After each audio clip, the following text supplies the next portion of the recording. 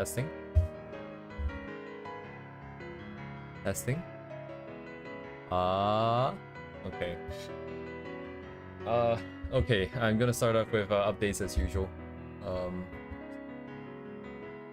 It's not bad, but it's not good either. So at this point, I'm following through the tutorial. It's not in the reference, by the way. I'm just scrolling through this while I speak. But I'm following through Raviemon's tutorial here. And gotten past... We're at the stage where we're rigging the face. So we have the eyes blinking, we have the eyes looking, we have the brows moving. But I'm trying to make the face work with the X and Y. And that's where we're currently at. And right now it's looking... It's quite hard. If you think about the fact that previously I was trying to figure out what's the best stylization for the face in the front view over here. Now there's the problem with the side view.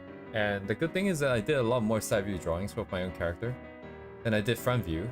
And I have it compiled over here. But because it's not, what's the word? Stable. That would be number one. And because number two is not consistent. Oh wait, that's the same thing. Anyways, if essentially basically it's not consistent. And it's not grounded in any form of like 3D sort of model. So it doesn't really translate that well when you try to match it up with the front face. Essentially all I'm saying is it's quite hard to get a satisfactory sort of stylization, sort of look on the side. Not to mention the amount of turning that I want. And all of the distortions and movements. All of that I have not scoped out fully yet. And so timing wise it's looking like it's going to take quite a bit longer than I expected. So I'm still continuously dropping requirements here. Which is great for a project. Imagine you have to build a building and then you realize you can't build it in time, so you're just dropping floors. That's kind of the same thing that's happening here. But yeah, it's a lot more difficult than I expected. There were some parts that I thought would be easier because I'm both the artist and the rigger at the same time. And there are. Because I'm looking at his tutorial and you can really tell from his experience because he's constantly talking about trying to match the original artist's art style and how there's a lot of different caveats depending on the style. So in his case, he has to find references from the original artist or ask them for it in order to make it look like their style when you do the different angles. In my case, I can just decide. But in my case, it's not stabilized, so I don't have any reference either.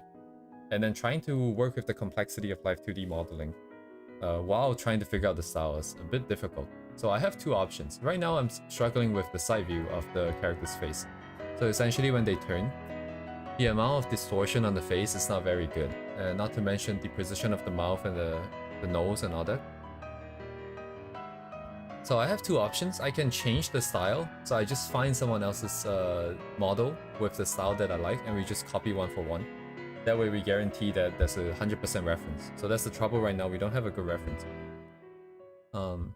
That's number one. The number two is just I just don't turn the face so much.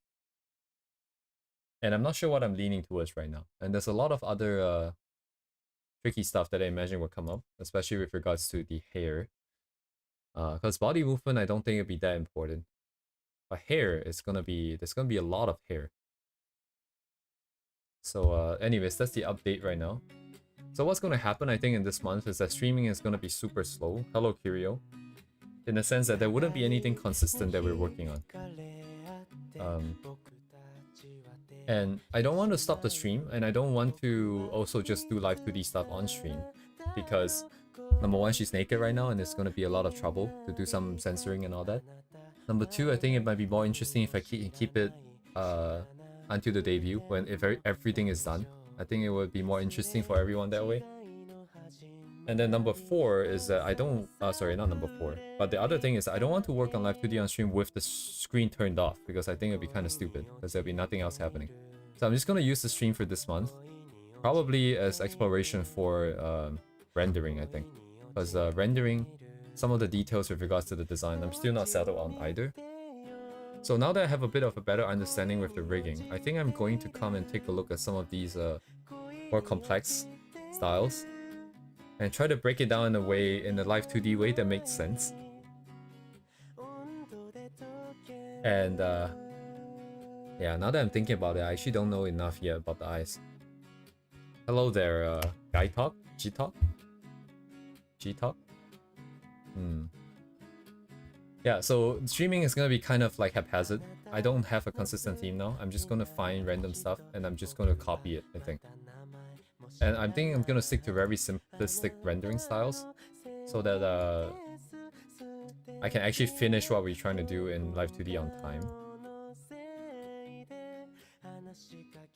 And another revelation I've made is that maybe trying to stay consistent or trying to stay that unique with the style might not be that important. I think there is value in creating something that is not exactly just like, I mean, just using someone else's style. I think there's a lot more value in having our own stylization. But the complexity that comes with it is, I'm not sure how much I can, how well I can fix them. Because if we have a live 2D model that's going to be bouncing around for essentially a good amount of time, since updating it is very unlikely, then what that means is we want to have something that looks good. So looking good will have to come first over being unique and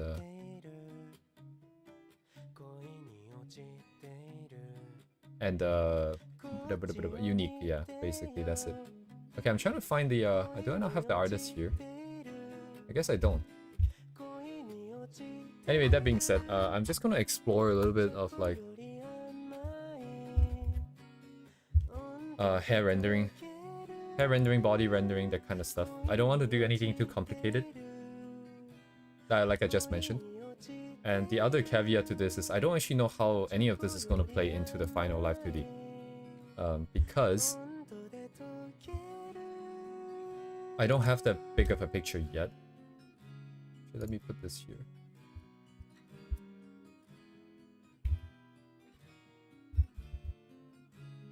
So here's the reference.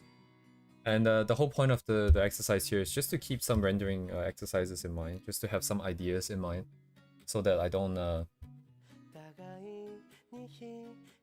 because I haven't touched anything for a while, I think. I've been kind of like nonsense, like doing just random stuff for a bit. Man, I've been looking at the live 2D thing for the whole day. Maybe this is a change of pace. I'm hoping to fix all the face and eye issues today. Have something that's workable.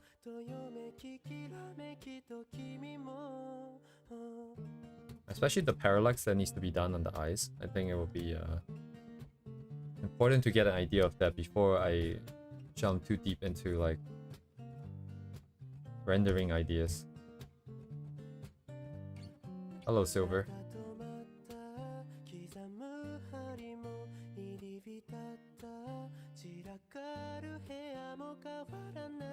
I'm just gonna play it fast and loose with the copy here, because the objective again is not to get it right that good. Just want to get some idea for the rendering. Like for example, something simplistic like this, like how are the lines playing into the final thing? Because up till now my lines have been super heavy. And over here is a lot less of an impact. Or rather, it's not that obvious. So I just want to see where that gap is.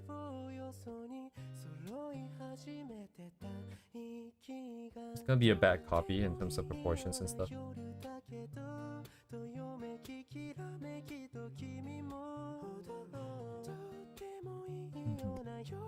Anyways, Live 2D is interesting. It's definitely harder than I thought because it's not just about having like a piece of art that's done and then you just have to move it around. That is true, but at the same time you're basically painting a new painting in all those different angles. But except like the parts are drawn for you. So the good thing is you have the parts. The bad thing is you have the parts. So if you have the parts, you don't have to draw them again. Speeds it up. That kind of stuff. But the bad thing is that it's already drawn for you. So anything that you have to fix by adjusting it and not repainting it. And that's kind of awkward, I think.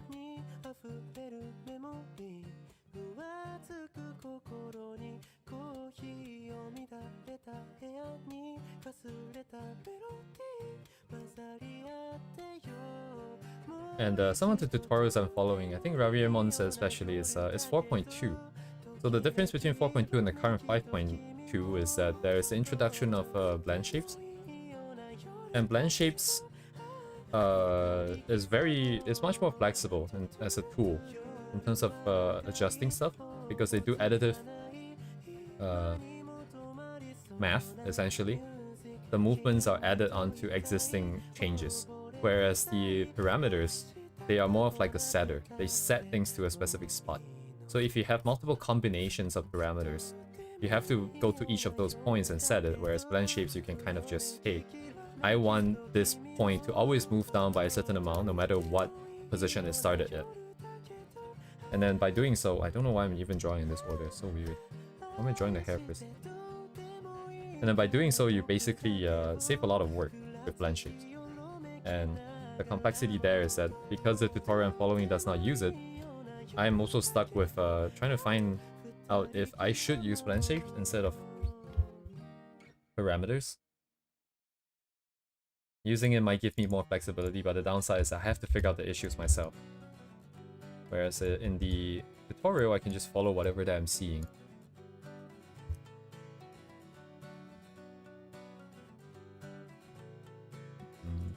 What other issues are there? Yeah, there's a lot of other nonsensical issues. Like, for example, if you make a change to a part, if the part already existed in your current project in Live 2D, then all you have to do is get a Photoshop file with that change in, with the same layer, with the layer named the same way, and you import it and then you replace it. It will automatically do the replacement if you select the right option. So that's the good part. The annoying part is that if you change the part in any way that is, like for example, if your original part is like a star that's this big, right? And you put meshes around this thing. If you change this to like a, I don't know, like a shooting star or something like that, only the part that is overlapping with the original mesh will be shown, so you have to remesh it. It is annoying, but it's not really like how do I say this? Like, you're expected to be remeshing stuff, right? If you're changing stuff anyways. If you're just changing colors, then it's fine. Because the shape itself, the contour doesn't change. That's fine. If you're adding entirely new layers, at least the software now, I don't know if it was before, because I'm finding conflicting information online. But right now, if you put in a PSD file with layers that are not found by the software within Live 2D Cubism, it will just put it in a separate folder for you so you can move it down manually. And anyways, so that's that. What other complicated stuff? Oh yeah, there's also like nonsense with anything that's left and right symmetrical. For example, if you have like the eyes, right? You will rig one of the eyes to close, and then you can copy over the transformers and stuff like that. For the So that's option number one, is you rig one eye. You have all your folders and stuff. Right, you have all your folders and stuff. You can copy this and then do a flip onto the other side, for the left side, so you will flip it to that side. And then anything that you have done here will be flipped automatically. You don't have to redo the work. However, there's a caveat. Remember how when I said like the layers are replaced by name? So if you have like right eye, for example, right eye base, let's say you're using it for this part of the eye. If you rename this to left eye base, it's actually still a right eye base. And what I mean by this is that if you take a PSD file and you have a layer by the name of right eye base, and then when you import it into Cubism here, it actually replaces this as well. Because underneath the hood, when you make a copy, I think it's saving some kind of unique ID behind the scenes, and there's no way for a user to change that unique ID. So even though you rename it to left eye base, in my experience so far, is still replacing this. So I don't know if this is definitely the case for everyone, but the workaround that I'm doing right now is that I am only copying the warp deformers. And the warp deformers, they don't have a texture tied to them because they apply the transforms on the textures themselves, like indirectly rather. So when you replace the textures, the warp deformers can still be copied, and then you can still have textures updated accordingly. And then if there's any changes done to the textures themselves, you will have to redo them. But then if you have the paid version, which I did buy, I'd rather subscribe. Because I don't feel like, because this is exactly what I want. I don't want any form of limitation. If you have the paid version, you can actually copy and paste changes between different shapes. As long as the mesh is the same, it is actually smart enough to know that, hey, you're copying left stuff to right stuff, so I'm just gonna automatically flip it for you. So it's pretty well-made software in that regard. A lot of things are pretty intuitive for a software, you know, as complicated as that. As compared to our Clip Studio here, that software is a lot more complicated in the sense that there's two of these sort of folder hierarchical things, and they work to show the same things in different ways, and you just have to be aware of that. Anyways, it's an interesting experience so far, Live 2D.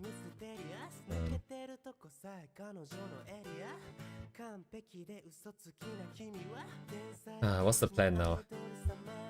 My plan is still going to be, I'm still going to follow the tutorial to its completion. At the rate that it's going, it's probably gonna take quite a while.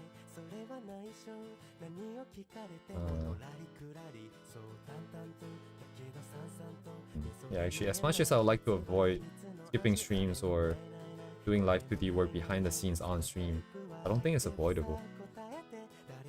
As long as we want to finish this within the month, I don't think it's avoidable. I'm just kind of drawing this on autopilot. I'm not thinking about anything at all. I think it's pretty off.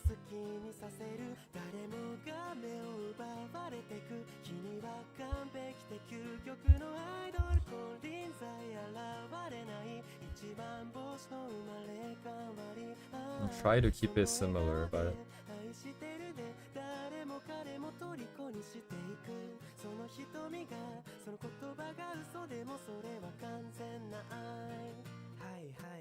why is my eye so sleepy? Okay.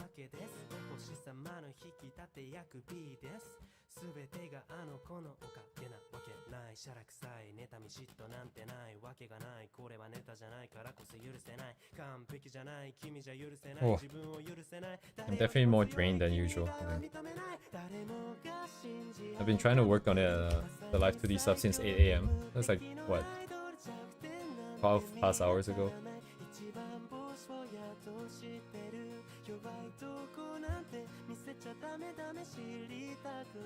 Okay, I'm gonna spend more time on rendering, I think. Let's just add the shoulders and I'm gonna start the line.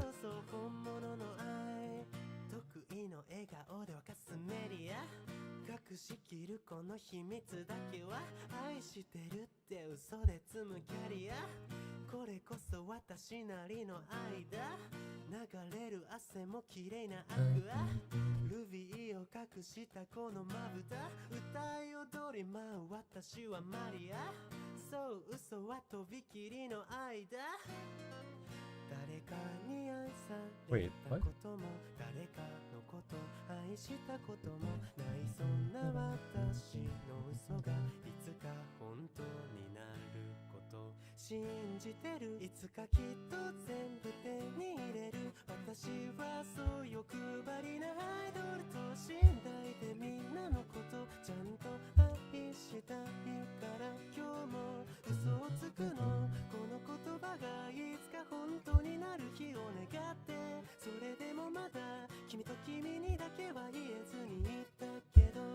Oh, it is interesting that Live 2D is entirely mouse work though. I didn't need my tablet at any point in time, other than the redrawing, which happened a lot of times.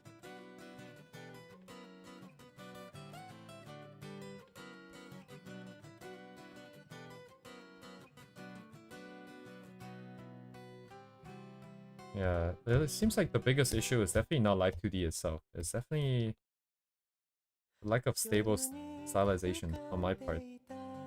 I don't know what I want. If I knew what I want, it'd be easier. Because like in Live 2D, you can always just transform every vertex to be what you want it to be. But I'm exploring and trying to do that at the same time. I see, that's probably the problem.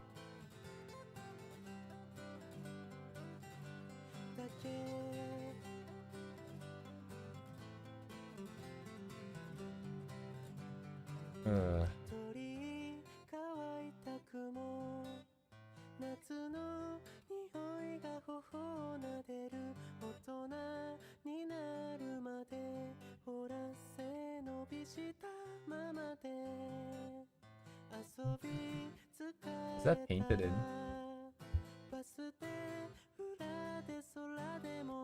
So what am I looking at here? The lines are pretty... Wait, actually, they actually do have a speed paint here.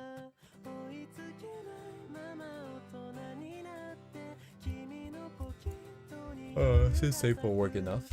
It'll be fine.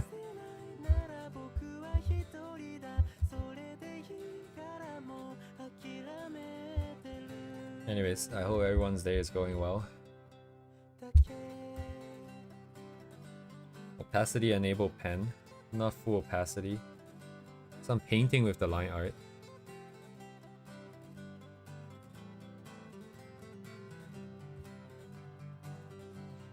Mostly painted.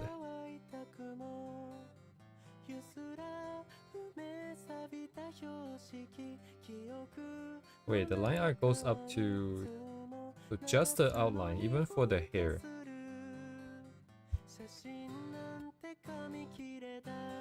Some of the other stuff are painted in there. Right, especially this part here. It connects out, but it's a separate line. So line art itself does not handle that. It's not a recolor line art. It comes in here. That's interesting. I paint the entire face. I think face is face makes sense. I think clothing is the part that I would struggle with. Because I don't want to solve problems when I'm rendering. I would rather solve it and then come in here.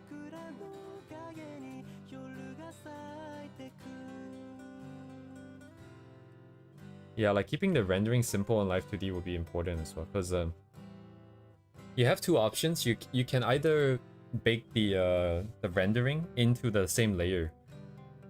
In which case, if you ever want to do any form of adjustments with what's the word? With perspective involved, you will have to make use of that. You have to try to do something with the existing art, which means playing around with the mesh, which can be easier or harder. It's easier in the sense that it's on the same thing, so you don't have to manage like 10,000 different layers and warp deformers and stuff like that. But it's difficult in the sense that you have to work on that layer, and it can get a little janky.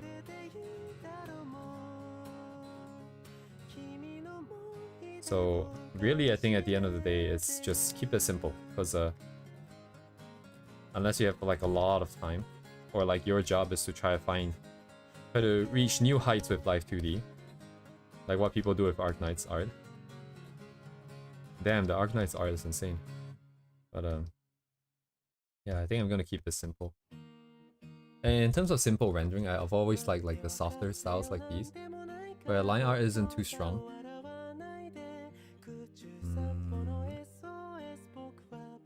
And then I'll find new ways to make her hair messy. It's not gonna be difficult anyways.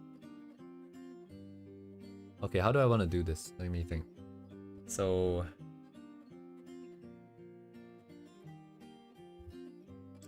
I actually need to think for a second here. I need to think about what I want to do here. The line is stuck onto this. Is everything on the same?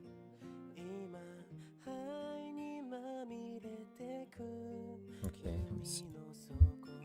So I'm looking at the eyes now.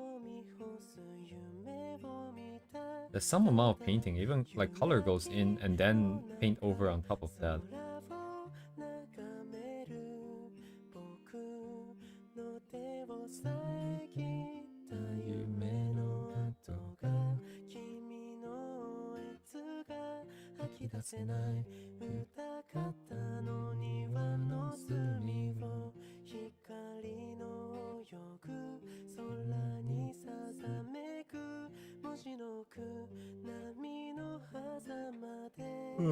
Face color. Slight shadow, highlight, and then details already. So it will be yeah, very simple. Makes sense. The paint over happened pretty early.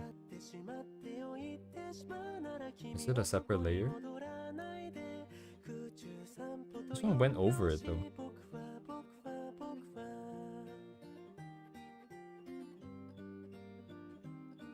Wait, that was planned, right? It's interesting, it's not shown.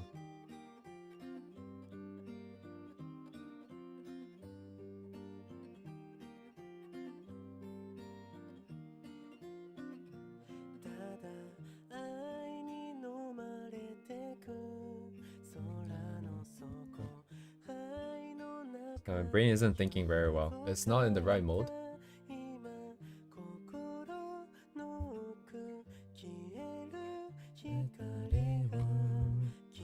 Okay, I wouldn't know anything until I start, so I'm just gonna try. Let's try it.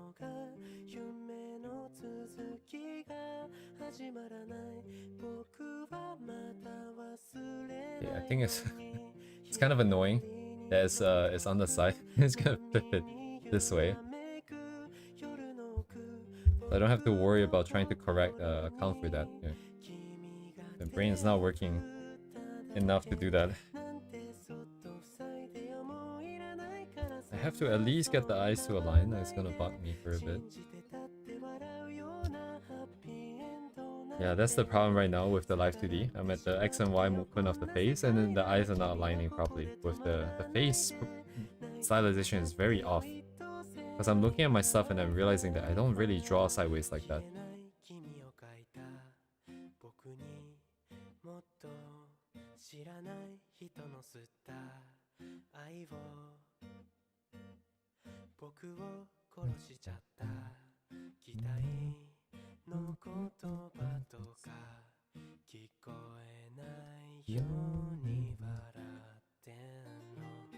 Hey, hello. Hello, Zakorin. Welcome. Thank you for the well wishes.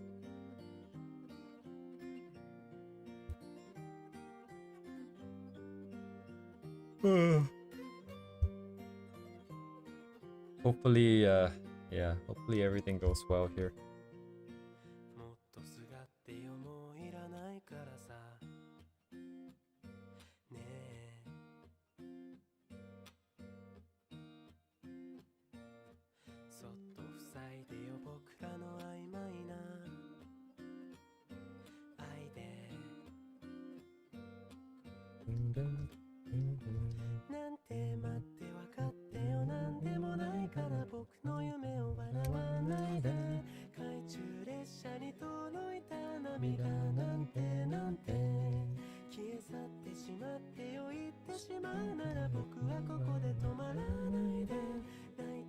Right, これでいきます。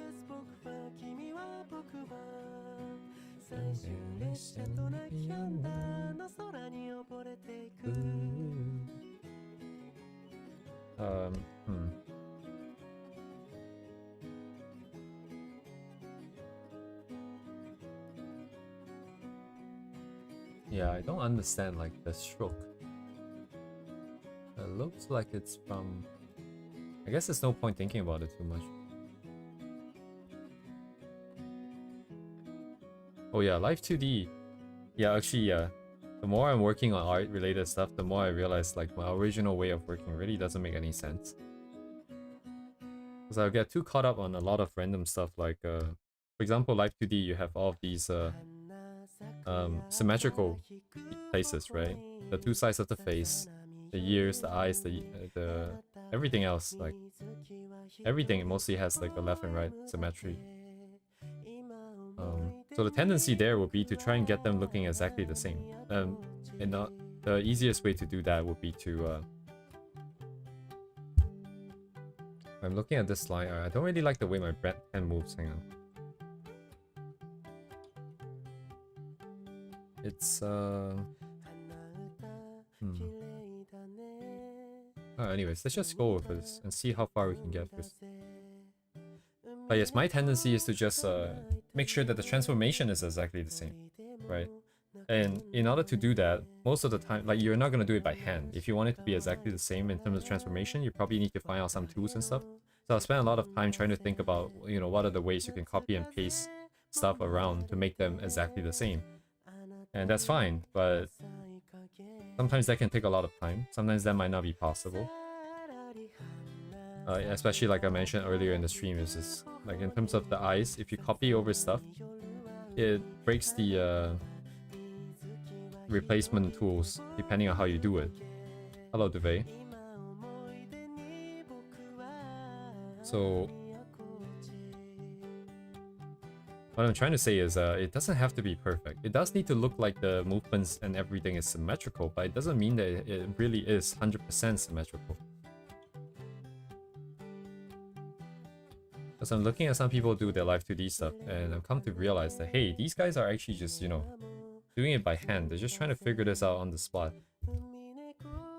They're trying to do both sides of the face manually, but trying to make it look like the same sort of amount of distortion and deformation. I'm getting the feeling like I'm not gonna be able to do shit unless I actually focus on drawing.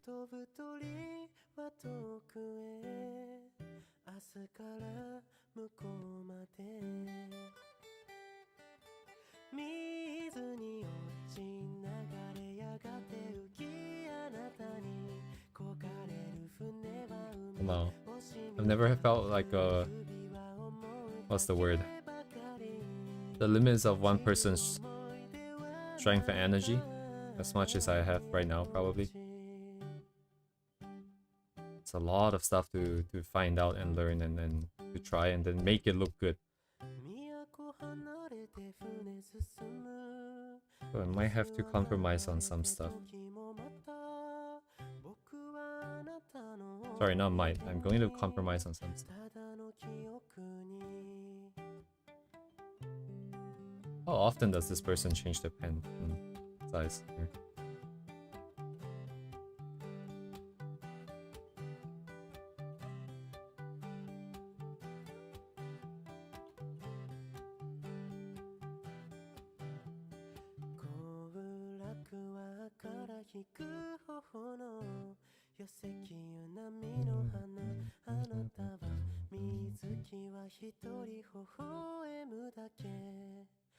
Don't really know what's the best way to do this.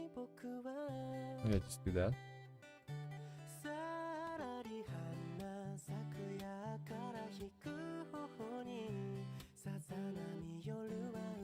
They should get very sharp tips there. There's some kind of try just adding like this, I guess.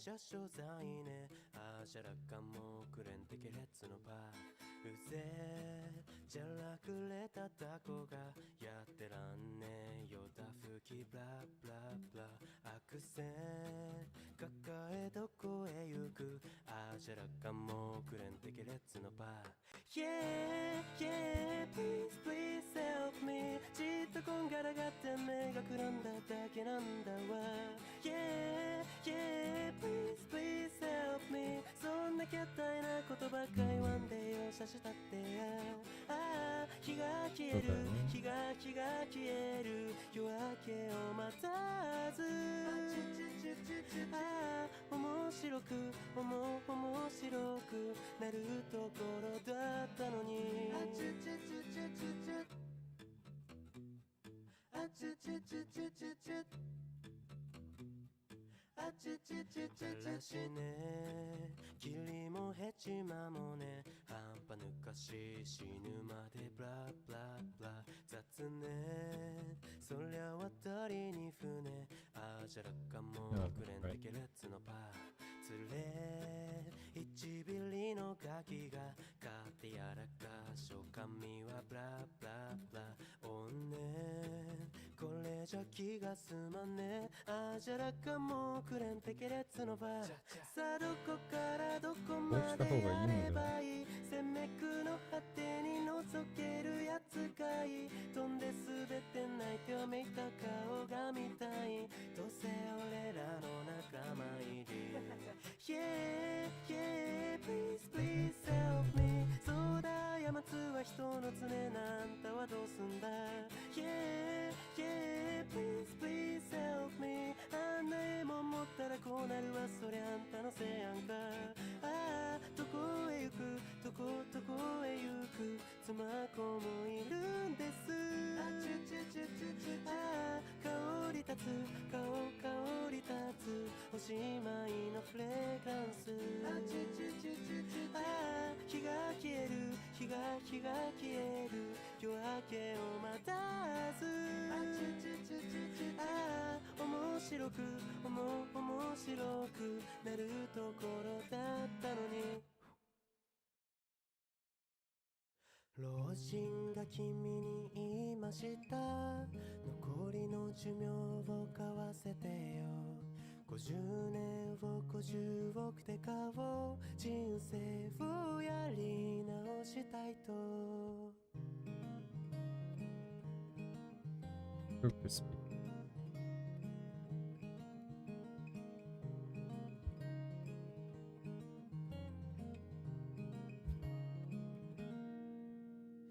ただ起きて食って働いて寝て起きて働く毎日だそれなのに手放したくない理由を考えてみたよ体も痛くなるだろうし友達もいなくなるんだろうな恋愛もできなくなるよな Oh, but not actually the bottom frame of the eye, huh?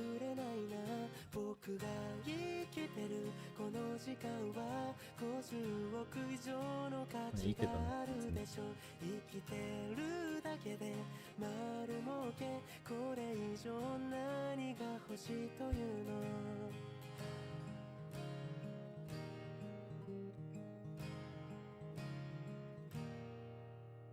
老人が君に言いましたそれなら倍の100億出そう奥さん子供もつけるから子手も仕事もつけるからさ50年が100億ならば年収2億の大富豪だでも好きな人は自分でさ見つけたいからいらないよ僕が生きてるこの時間は100億以上の価値があるでしょ生きてるだけで丸儲け何にでもなれる今がいいのどんな夢を描いてもいいどんな恋をしたって無限大の可能性は誰にも譲れ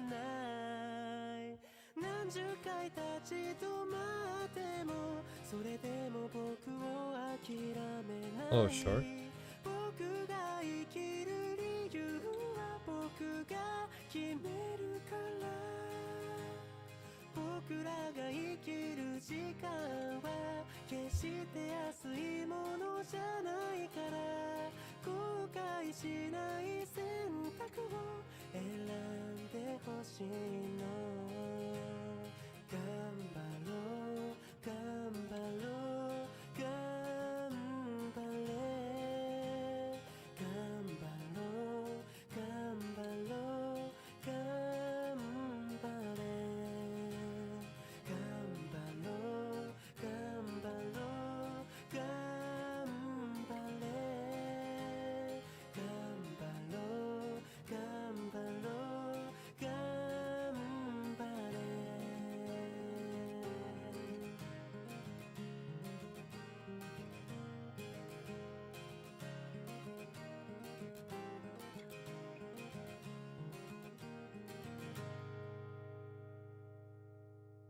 Hello, Uni.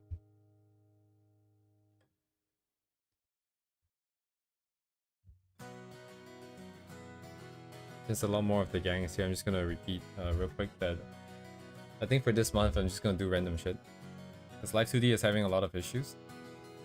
Less of issues and more of just I'm starting to understand the depth. Or rather, maybe issues actually. Some things are not going as smoothly as expecting, but what I'm trying to say is I'm probably trying to make use of the stream somehow to benefit the overall process. And that'll probably come in the form of just me trying out different rendering stuff. I'd probably go with something simple. Because regardless if I intend to spend the... Wow. Yeah, regardless if I intend to spend more time or less time on Live 2D, I don't think I have the skill to execute something that is too complicated anyways. So I want to see, try some rendering and see what might be nice.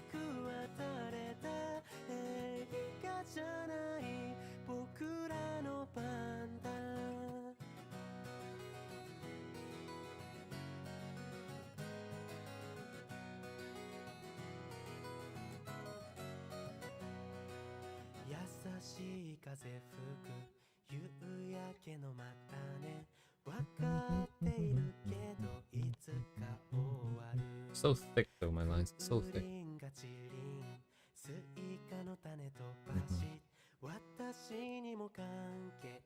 Yeah, Uni, like right now, even not even just simple, even more like because I'm having issues with angles, trying to get the angle to look like something I would like. But so I'm contemplating if I should just, you know, find something that is already made and try to stick to that. It would mean giving up trying to find something unique, like a unique style, and just using something that already works.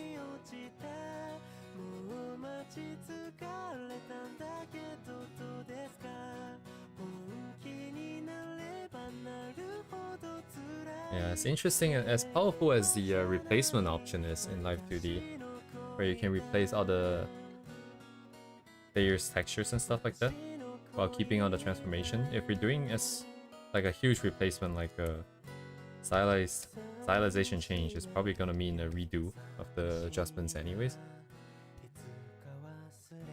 So I'm just thinking, like, if I go with someone else's style, something simpler, way simpler, how much work would it be to switch back? And the answer is probably like, I have to redo. So that's all the work.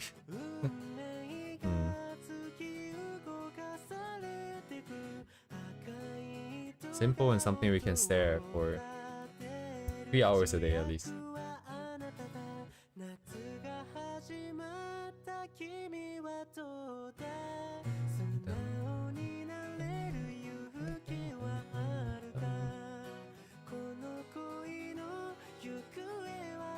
Okay, it's super out of proportion, I think.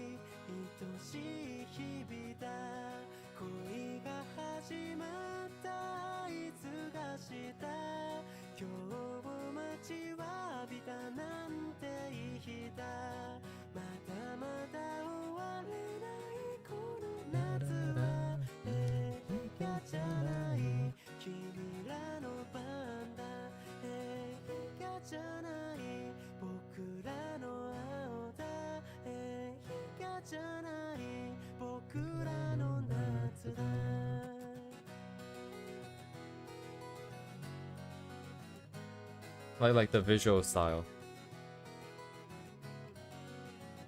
Like the rendering.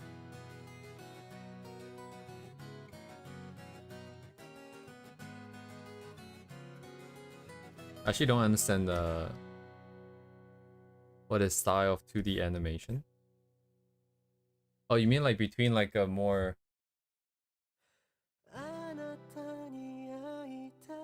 rendered thing? Like a more painterly sort of rendered? Is that like what visual style is?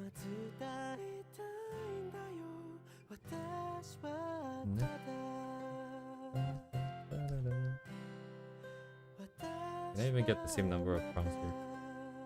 My distance too close. Oh, my eyelash is too long. Broski.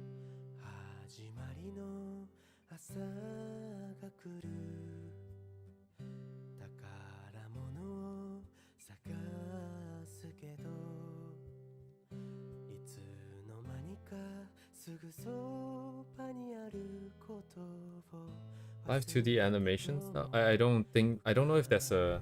Oh, I guess there are different styles, right? For live 2D as well. I'm not thinking that far yet, I think. Like right now, I'm just following that one Colossal course by Rariemon. But I'm using my own art and I'm using my own layerings and stuff. Yeah, I think Live 2D itself is complicated, but it's not... It's just tedious. Most of the work is tedious. My issue lies in my own inconsistencies with the way I stylize. And I don't actually know what I want. Like, how do I say this? Like, the character might look satisfactory in one angle on one day. It might look dissatisfactory at the same angle on a different day. And even if it still looks satisfactory for the angle, if I change it to a slightly different angle as I'm shifting X and Y, right? The parameters.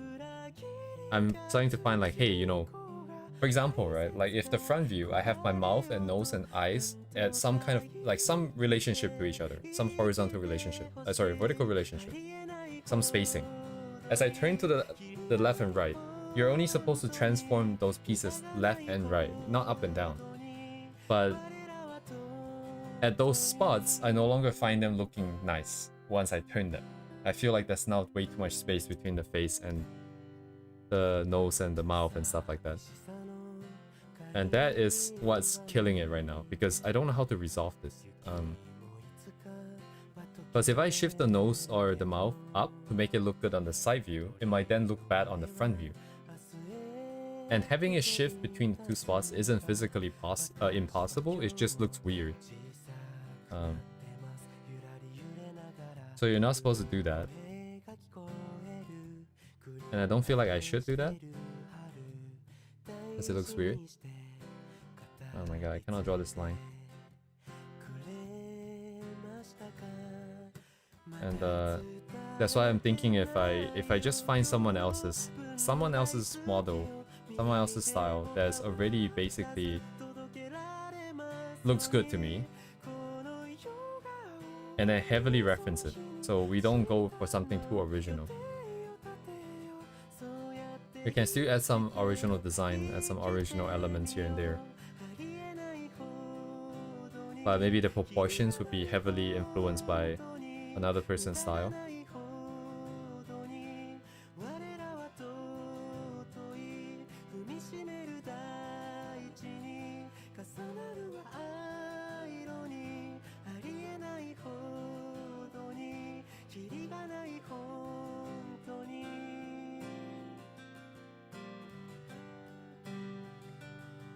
I don't know if that's what I'm saying necessarily. It does sound like that's what I'm saying though. But like I think the problem in that question lies in the fact that my style, like that's the keyword there, your style. And I think that might be the problem, because I don't know what my style is. If I just put down my pen and draw a specific angle, I can kind of do it to some satisfactory level. But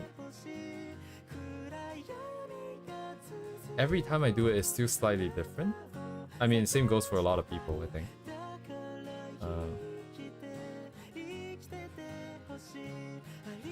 I don't know how to say this. Like, but every time I look at the same thing, I feel different things. I would like to find a solution, essentially, that will look nice on every day of the week. Not just like, hey, you know, it looks good today, probably tomorrow it's gonna look kind of weird. And I couldn't pinpoint exactly why is it that it's like that.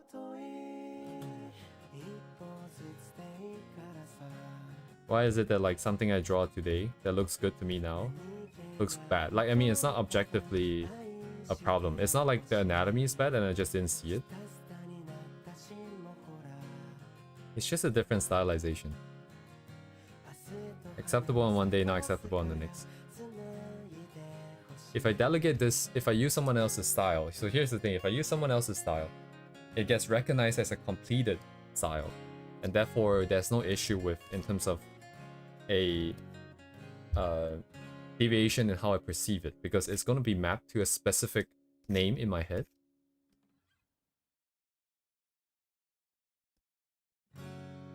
What does what mean? Like, what does it mean to... I forgot what I said it in relation to. Did I say it in relation to the another person's style? I don't have enough brain cells to multitask. I think I kind of forgot what I said. Because if it's someone else's style, I just accept that it is what it is. And I don't think about, hey, how can I improve this? I just see it as like, hey, yeah, you know what? It looks good. I like it. That's it. But then for my stuff, it's always, hey, you know, this looks okay. This looks good, I guess. How can I make it better?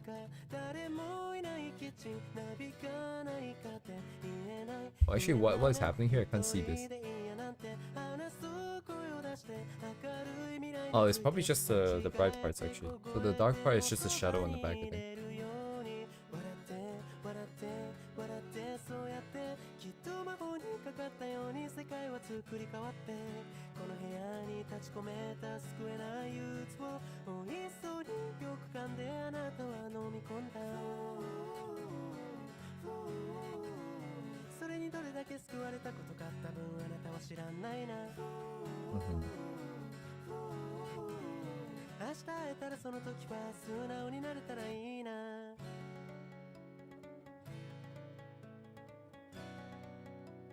Yeah, probably the main one first.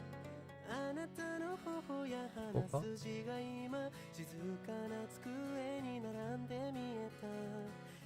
ああ、なんか足りない気がするな。何が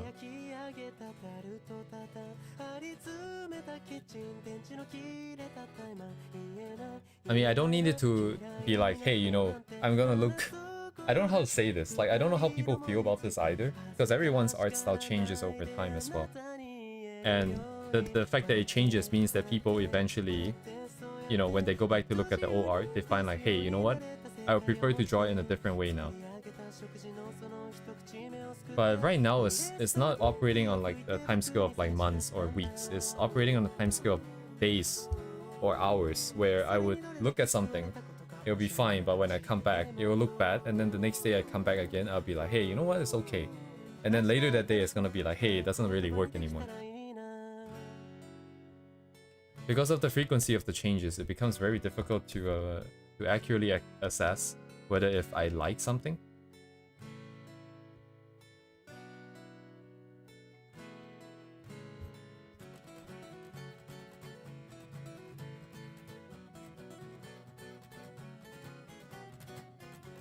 I know that it's probably like, you know, if I make something now today, even if it looks good for the next few months, it's probably not gonna look good forever, right? It's gonna, at some point I'm gonna be like, hey, you know, new stylization changes, new ideas. And then let's make a change, let's make an update, or you can get another version out, but the way that it's happening right now is making it impossible to work. Where does this go? This goes somewhere here.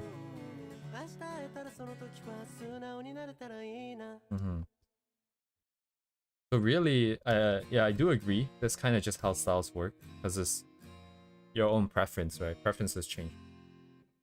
But the problem with this is that, so I have two options. I can go with the style I like this very moment, this very second, But then as I'm rigging, it's gonna start to look weird and weird and weirder.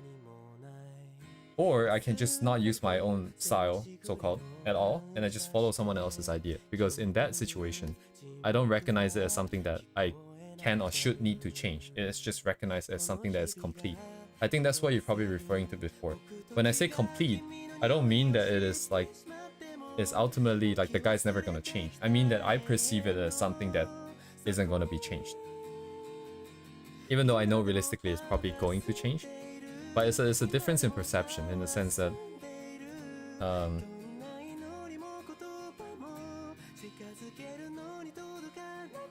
how about this? Like I think another way to put it is that if your parents cook some food for you, you're not gonna wonder if it's safe or not. You're just gonna assume that it's safe. Even if there's something bad in it, you're just gonna recognize that it is something that is absolutely, you know, objectively safe. That you can eat this and you can trust it. But when you cook for yourself, you're gonna wonder if you've cooked it enough. You're gonna wonder if it's still raw. It's like the same kind of idea.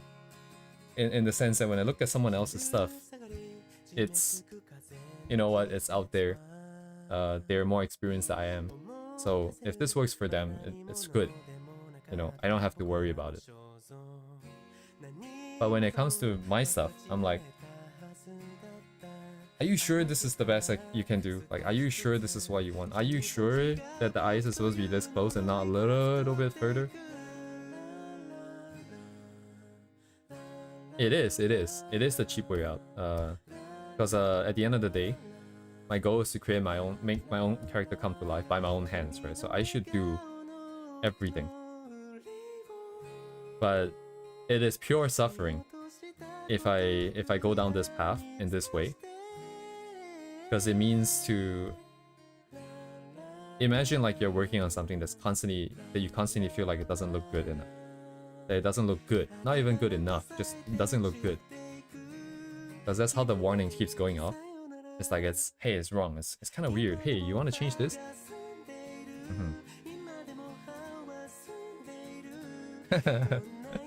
Yeah, Shark. I do agree. Parents put all rice in pot, never taste anything different.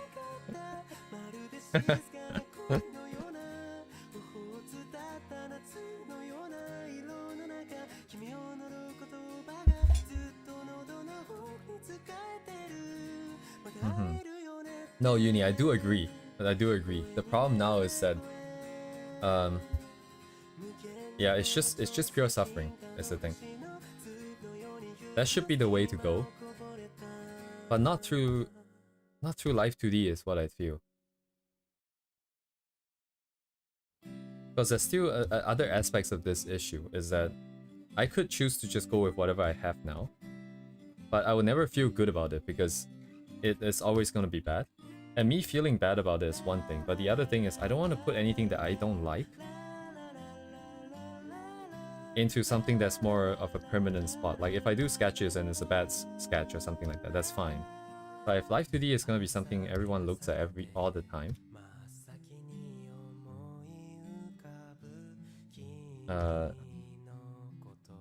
I don't know about just going for, you know, whatever that works now, and then even during the duration of the rigging, it's gonna start to look bad.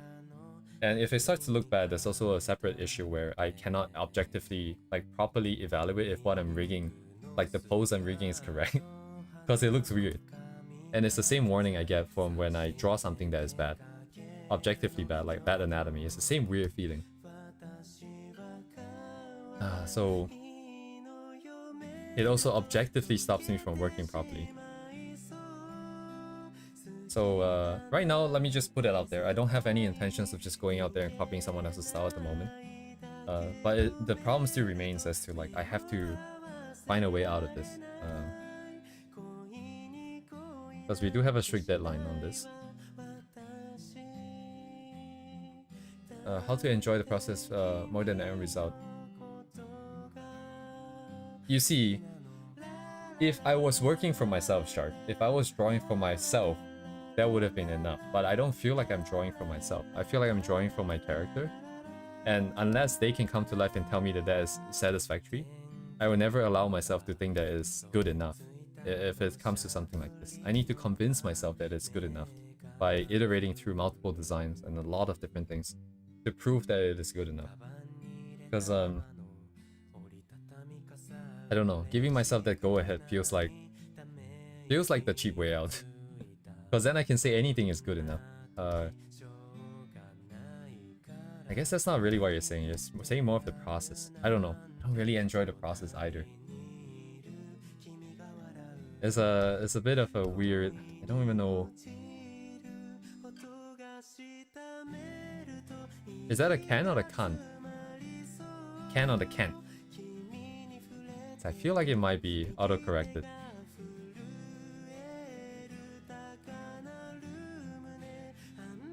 Hang on. This curve is killing me.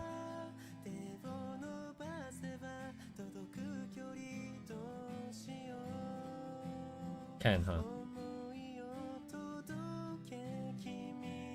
Anyways. Yes, I can say anything is good enough. Which is why I don't want to say it, I want to feel it. And then that feeling part is too ephemeral. It's changing and changing and changing. Like the way it should. I'm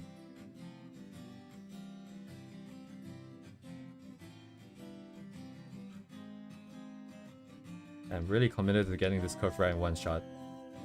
Why do I bother? It's a more sketchy style anyways. My lines are too thick again, is it not? Hello, Igami. Hello, Igami. Welcome, welcome. So this is too thick. Oh, bro. 一度は。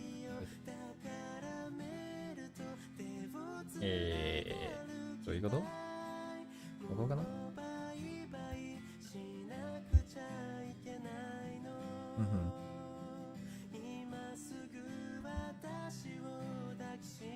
？Yes. I get what you're saying, Shark. And I do understand that. It's also why I'm still making progress, I think. Because I'm just ignoring a lot of these issues as I'm continuing to follow this tutorial that I have. Because as much as I like to change things now, number one, I don't have an answer. Number two, the more I learn about Live 2D, the more I might want to change something else. So I'm just waiting till I finish the tutorial before I come back and evaluate everything as a whole and be like, hey, based on the experience, what is it that we want to fix? How is it that we want to proceed now? Like, what's the new plan? Am I gonna do my own thing? Am I gonna find someone else's style? Am I gonna delay the timeline just so we can iterate something out that is good? And yeah, things are continuing, which is why I'm also taking the time now on stream to just kind of go through some different styles now. There's still some things about like rendering I want to figure out. Thickness of the lines,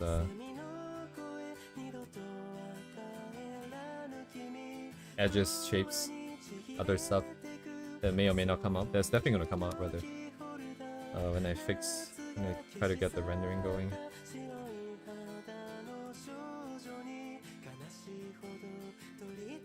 Anyways, I think the current plan is to just number one, finish the tutorial, but the number two, I think in subsequent plannings for the design, especially stylization for the face, I'm gonna do multiple angles. So we start off with front, which is what most people will be looking at most of the time. And then I'm going to... Sorry, is this painted in? Or is it... 知らないなこれ. It would be better if I paint it in, I think.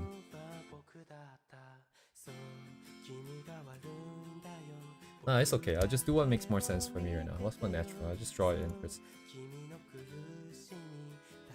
Yes, Silver, it does. And yeah, and then we let things ride. Let it ride.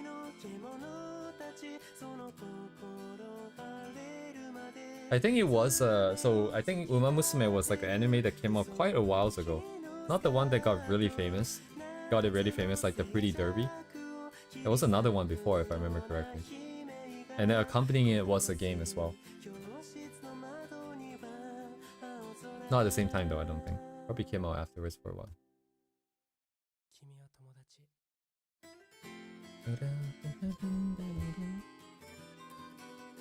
Yeah, Igami, that is definitely the way to go. The main problem now is a timeline issue.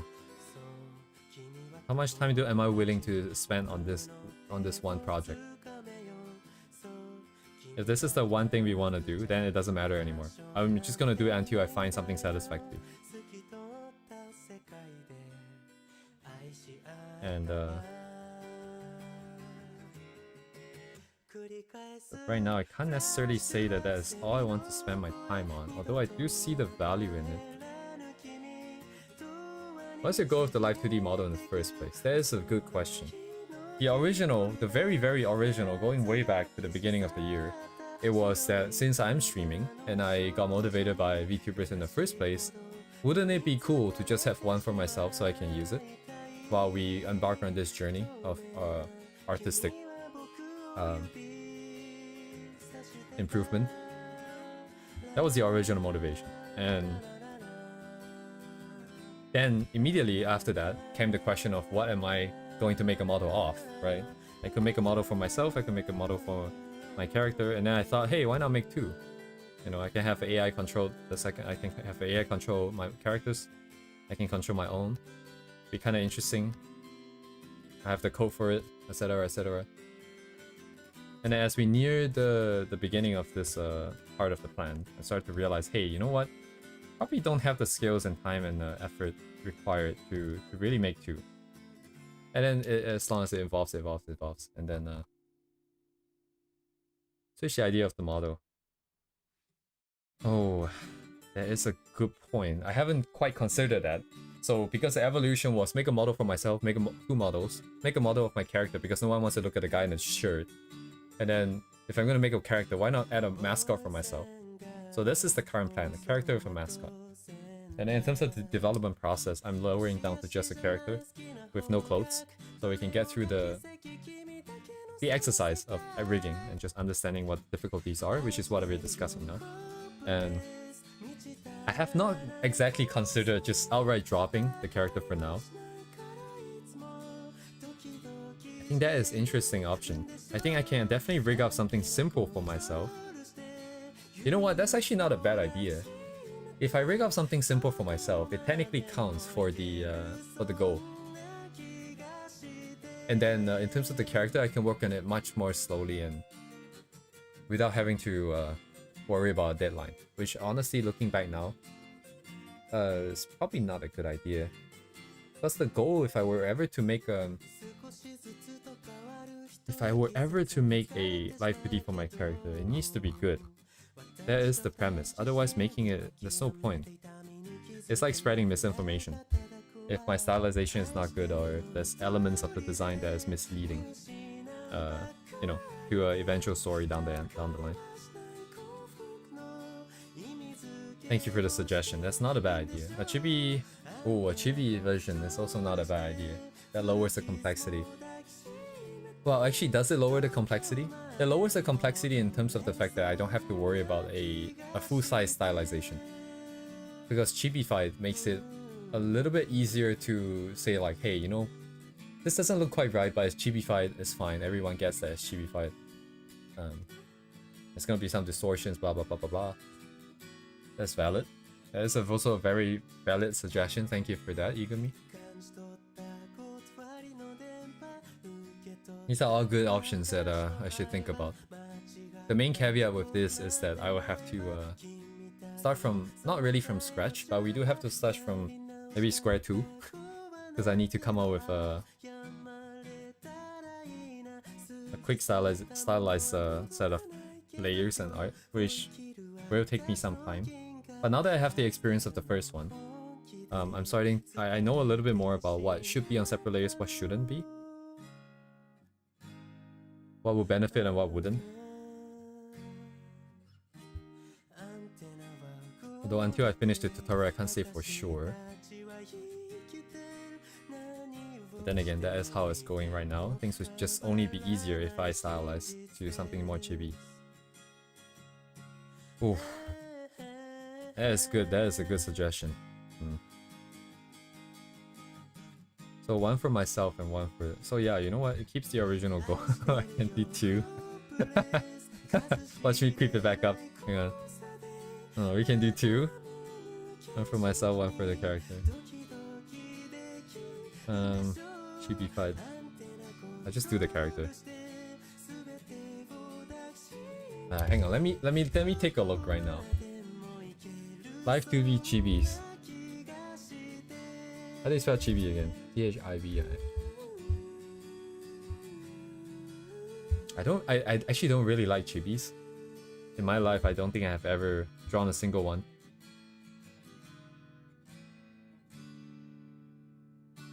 Something like this, maybe? Although honestly, it mostly is... it's just as complex. It just makes the problems that I'm facing now a little bit easier to ignore.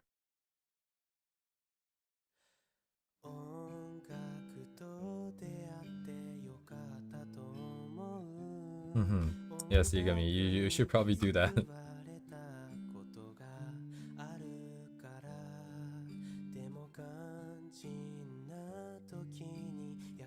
I wonder what a template does.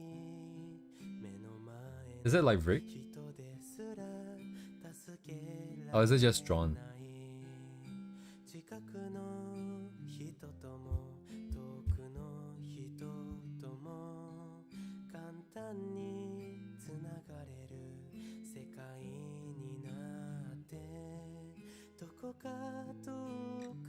Yeah, I can. This is definitely translated, as I mentioned here. It's got some weird grammar in here. But it looks like it's just split by layers, so it's not rigged. I think. It's model base. What is this?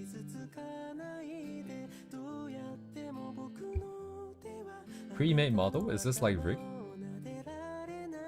Oh no, it's so yeah, no one's gonna release the actual live 2D cubism file. It's always the final version that you can use.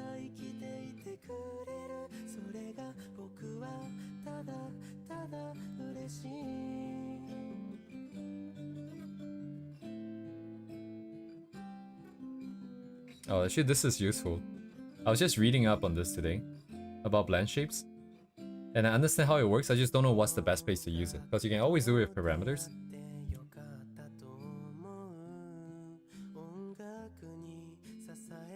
And of course, they didn't write what it is outside, because that's what they're selling.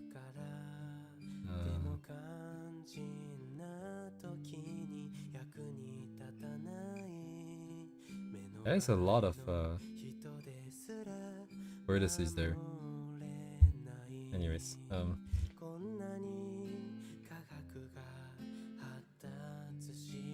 would Chibi work? Oops.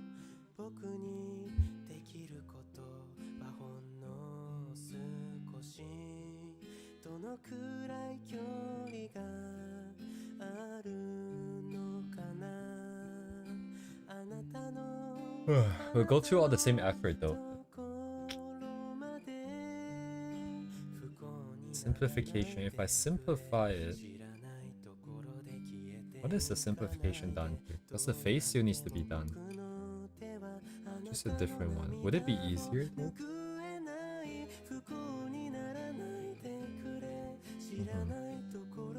Oh, that would have been like a year ago then, Shark, at least. Because I think it was released in 4.2. Wait, actually, how much does the face turn left and right here?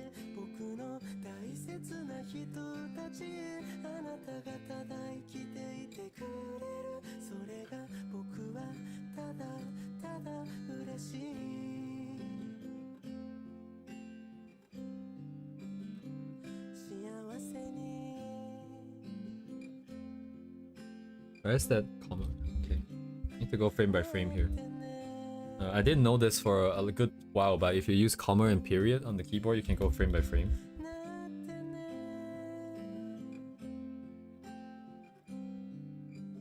So not that much actually, not that much distortion. Like, maybe I overdid it.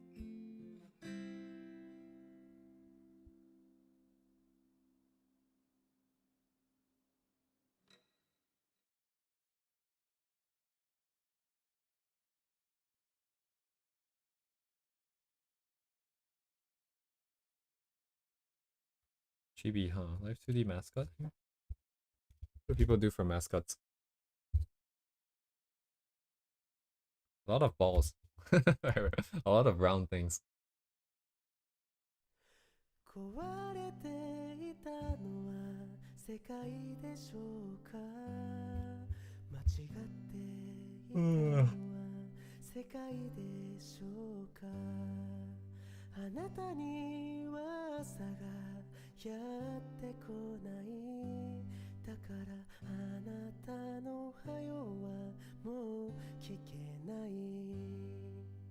時が戻ればなんて思いながら Who knows? Maybe I will just make a talking trash can and then just call it a day. Why is this still playing?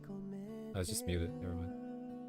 声が枯れるまで歌い続ければきっと気がついてくれるよね A talking burning pile of trash. Probably not even the first person to do that. 手をつないで歩きましょう空の青さを忘れるなんてまったく本当にあなたはバカね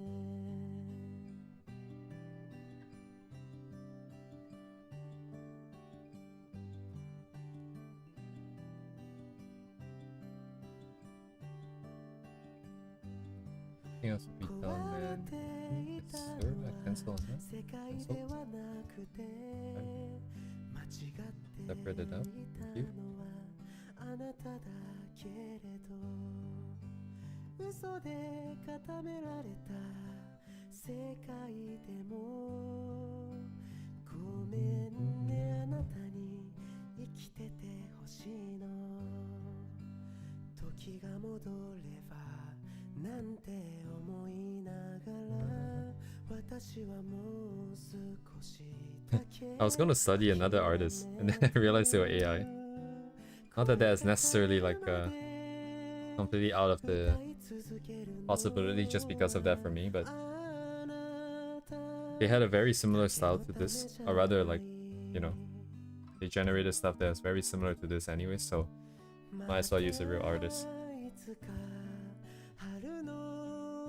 For reference here. Okay, I'm missing one stroke.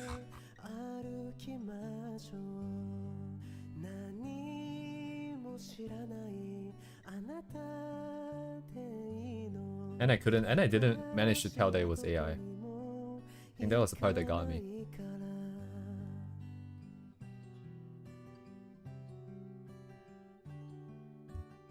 Was this on a different? Yeah, it is, okay. At least you can do that.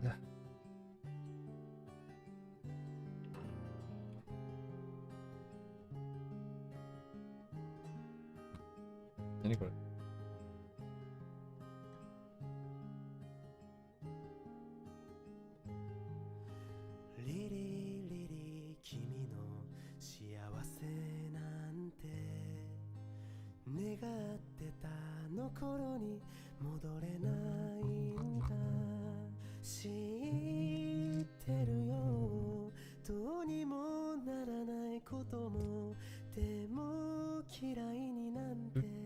So this is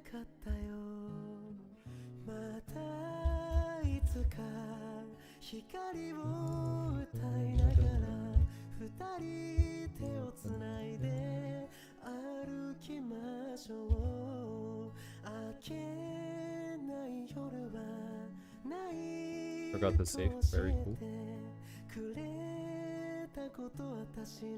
はい、これでなんとかします。Number one. LC, please. Oops. 僕本当に君が好きだよリリー何君は私もあなたが好きよ線が綺麗なんで教えていけるはずじゃないわありがとうございますあ忘れた OKOKOK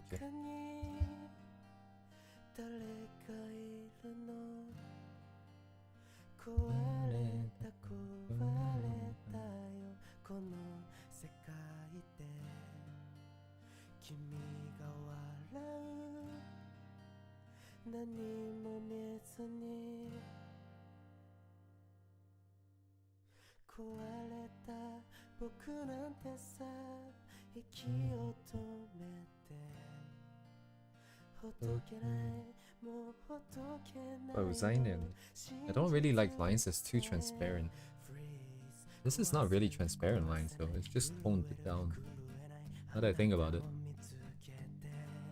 揺れた歪んだ世界にだんだん僕は透き通って見えなくてない方がいいんだ。見つけないで僕のことを見つめないで誰かが描いた世界の中であなたを傷つけたくはないよ覚えてて僕のことを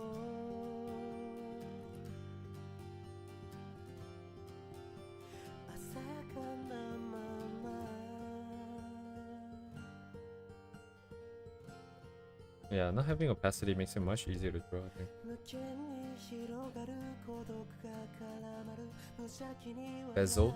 記憶が刺さって動けない動けない動けない動けない Optical illusion where perceived color of a color area changes depending on what color is surrounding it. Uh-huh. So is that like the...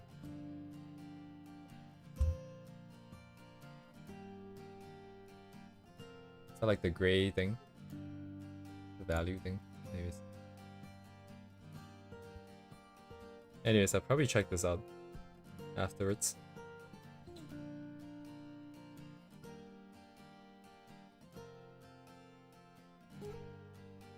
Okay, looking at this, I don't feel like... I don't know what is supposed to have changed. I don't feel like anything has changed, especially this one. So what is this? Maybe it's very subtle. See gray turn into yellow when you feel around. Oh yeah, like the warm and the cold colors thing, right? Oh yeah, that was what I was trying to say, I think. Was that what I was trying to say? No, I was thinking about something else. That the same color... Okay, never mind.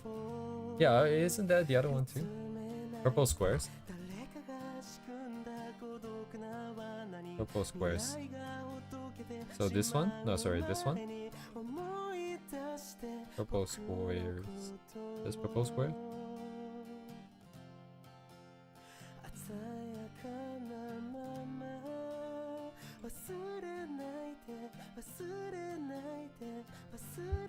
So what's the difference here? Like, so between these...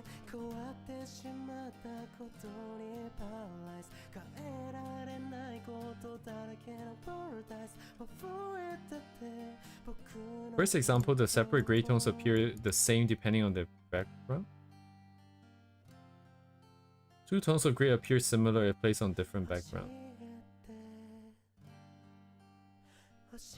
Does your color have a tendency? In the first example, two separate gray tones appear the same depending on the... First example is what? This whole thing? Whereas this one changes?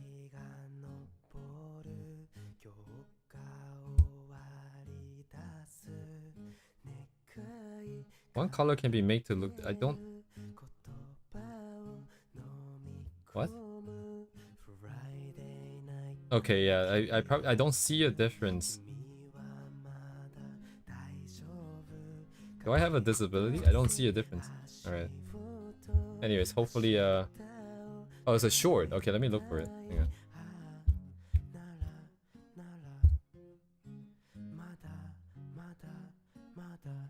Why is it 400 views only? Oh, never mind.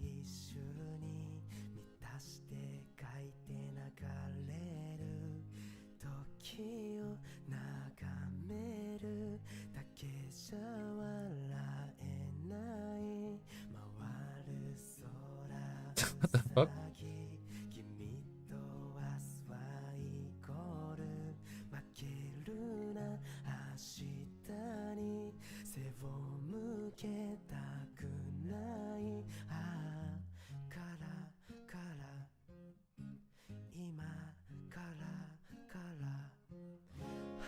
Okay, this makes sense to me. I can see it now, right?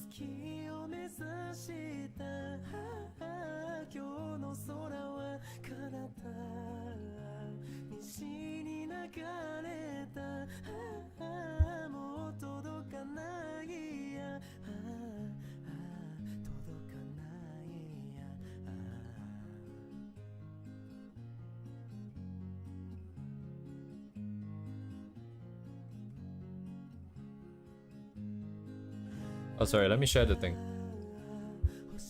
I don't have the sound pipe through because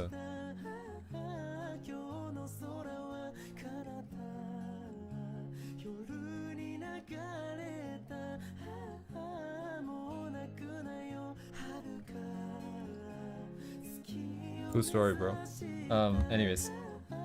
This is very obvious here. I don't know what the other examples were about. This is like not enough, isn't it?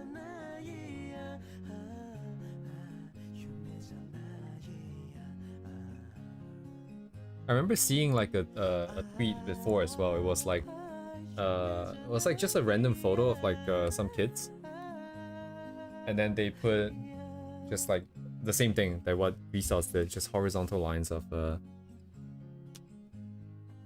different colors, and it made the picture look like there was color in it.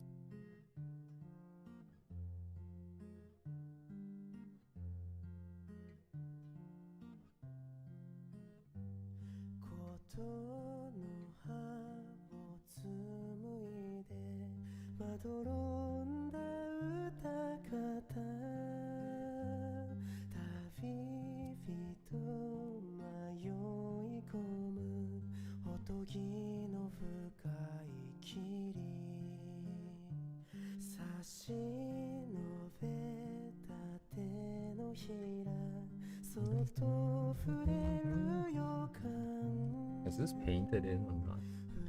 I do see a line though.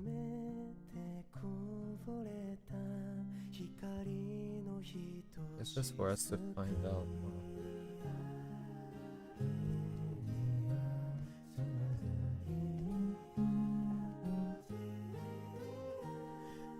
後で入れたのかな、これは。後にします。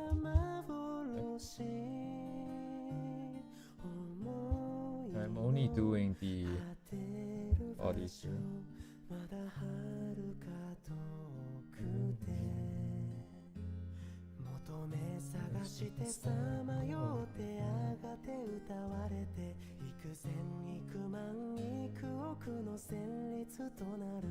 That's a gray soft edge.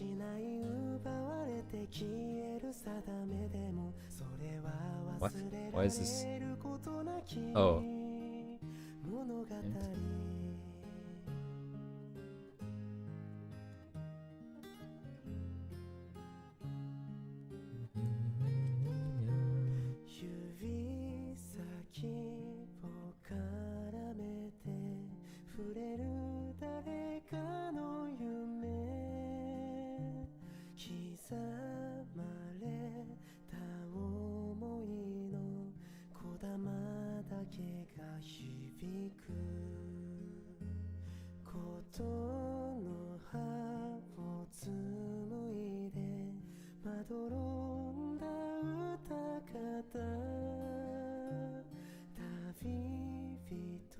Okay.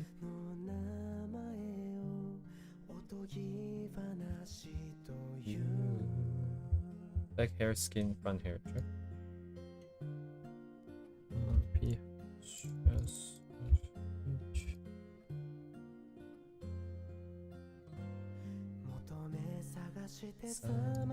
Oh, okay, it should have been different layers.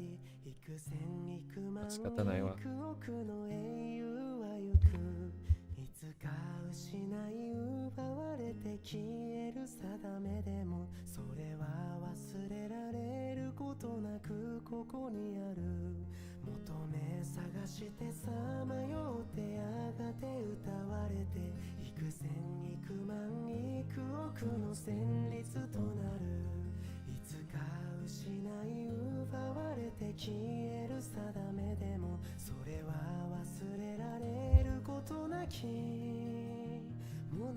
Gonna copy and paste colors.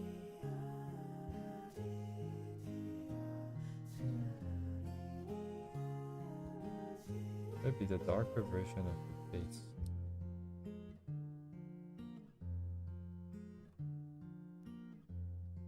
Actually,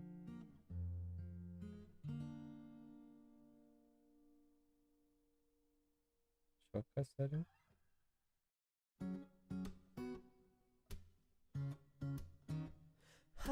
probably deal with this later.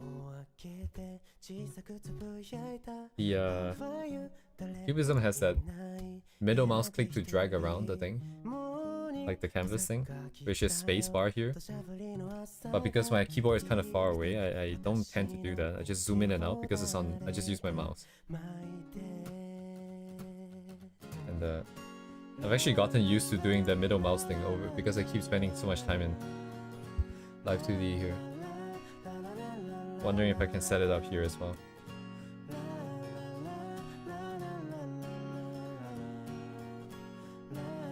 Ah, やっぱ鬼だねこれ。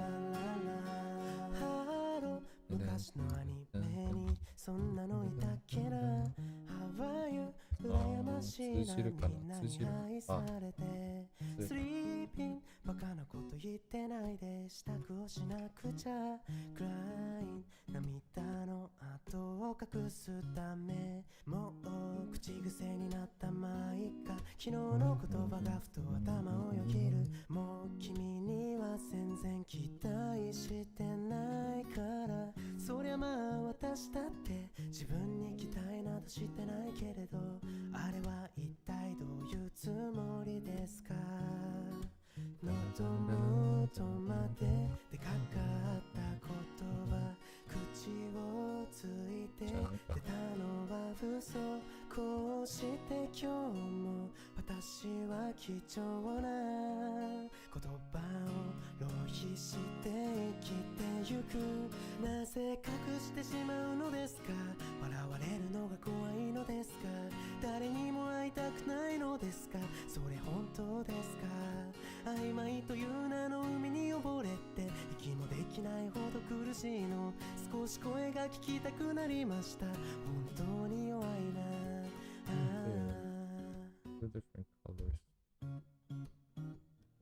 一向に進まない支度の途中朦朧とした頭で思うもう理由をつけて休んでしまおうかないやいや分かってますってなんとなく言ってみただけだよ分かってるから怒らないでよ幸せだろうと不幸せだろうと平等に残酷に朝日は昇る生きてくだけで精一杯の私にこれ以上何を望むというのなぜ気にしてしまうのですか本当は愛されたいのですかその手を離したのは誰ですか気がついていますか人生にタイムカードがあるなら終わりの時間はいつなんだろう私が生きた分の給料は誰が払うんですか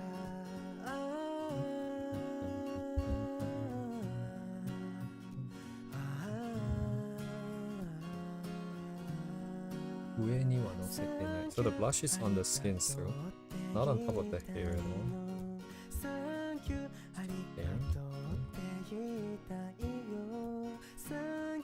Edges are not that soft心の底から大泣きしながらありがとうって言いたいのなぜ隠してしまうのですか本当は聞いてほしいのですか絶対に笑ったりしないから話してみませんか口を開かなければわからない思ってるだけでは伝わらないなんてめんどくさい生き物でしょ人間というのは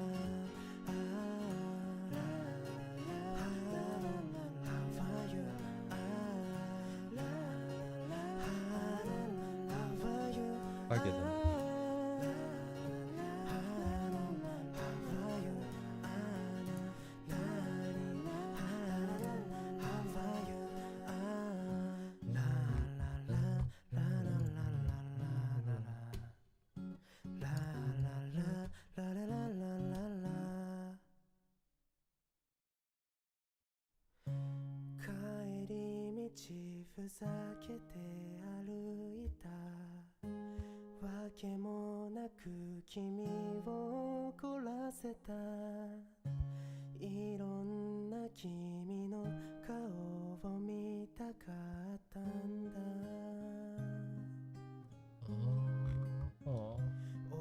な瞳が泣きそうな声が今も僕の胸を締め付ける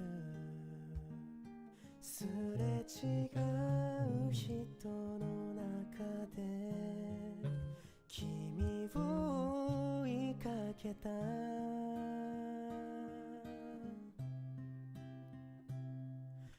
変わらないもの探していたあの日の君を忘れはしない時を超えてく思いがある僕は今すぐ君に会いたい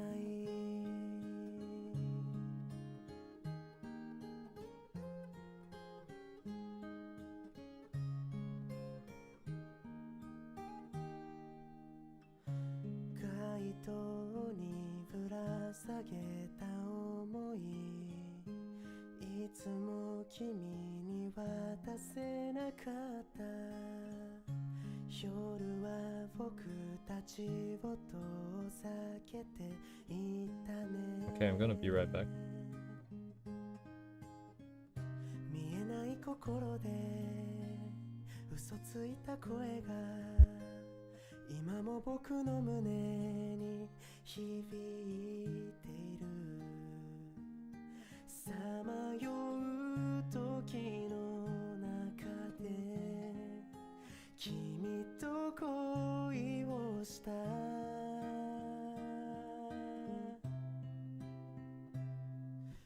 変わらないもの探していたあの日見つけた知らない場所へ君と二人で行けるのなら僕は何度も生まれ変われる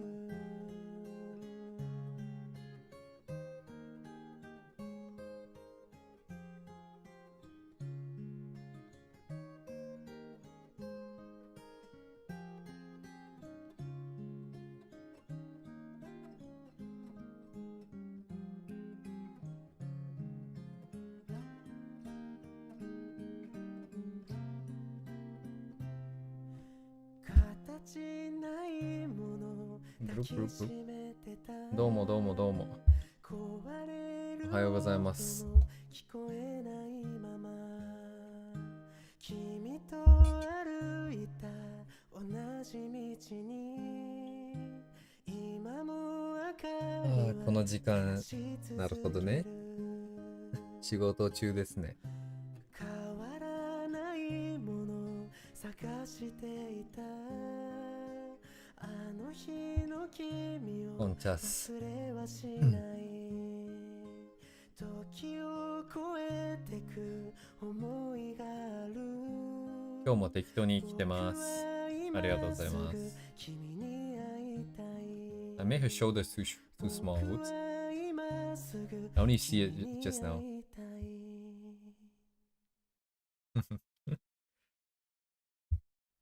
ねもしもすべて投げ捨てられたら笑って生きることが楽になるなんかさ、聞いたんですけどね、なんかその仕事じゃないと逆に時間がないって。子供もペットもいろいろ手一杯で、だから逆に仕事だけはちょっと時間があるって感じ。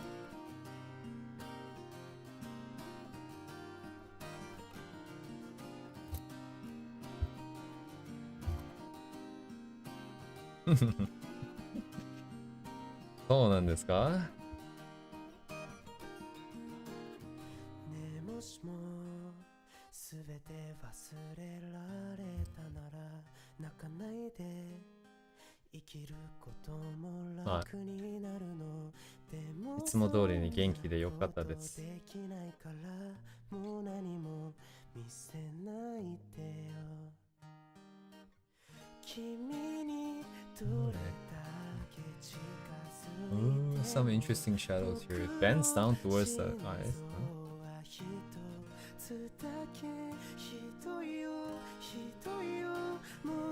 なるほどね。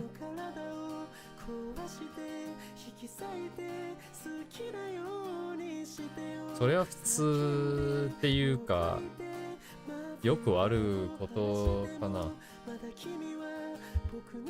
なんかこの前のなんか日本人の友達もね、なんか週末も働いてさ、なんかその法律的に限界があるじゃないですか。その1週間とか1ヶ月間は限界はなんか何時間ぐらい働けるみたいな。それ上限、それ突破しそうだから結局なんかマネージャーさん辞められたんでね、止められた。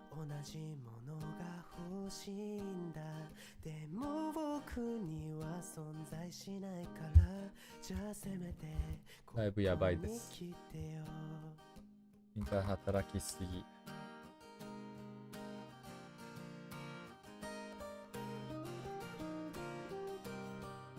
もう逆にその友達はお金をもらえるから別にいいやって。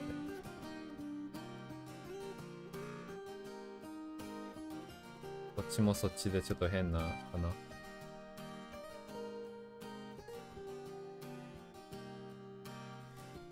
Oh, it's probably two separate layers. What am I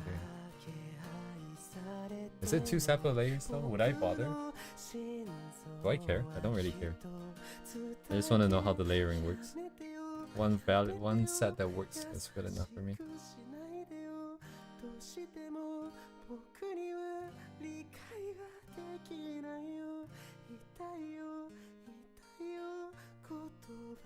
Ah, そういえばさ、お寿司さんはなんかライフ 2D のライフ 2D が上手い人知ってます？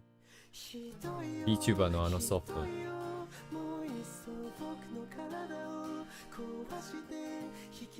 VR チャットだといそうだけどね。っていうかいるんじゃん。知らないだけで。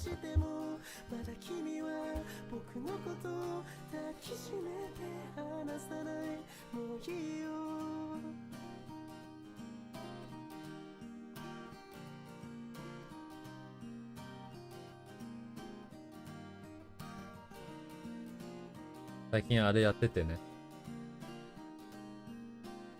別に、あ、そっか。でも別に Life2D が問題じゃなくて、普通にイラスト的に限界が来たっていう。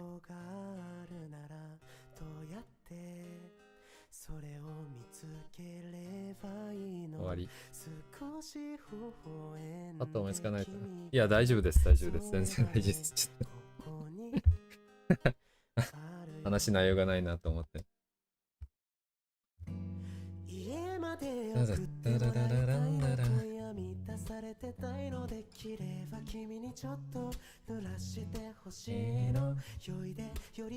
It's the pupil line art, but they didn't do it in this one though. あ、違うわ、これ。あれ？どっか行った？あ、これだ。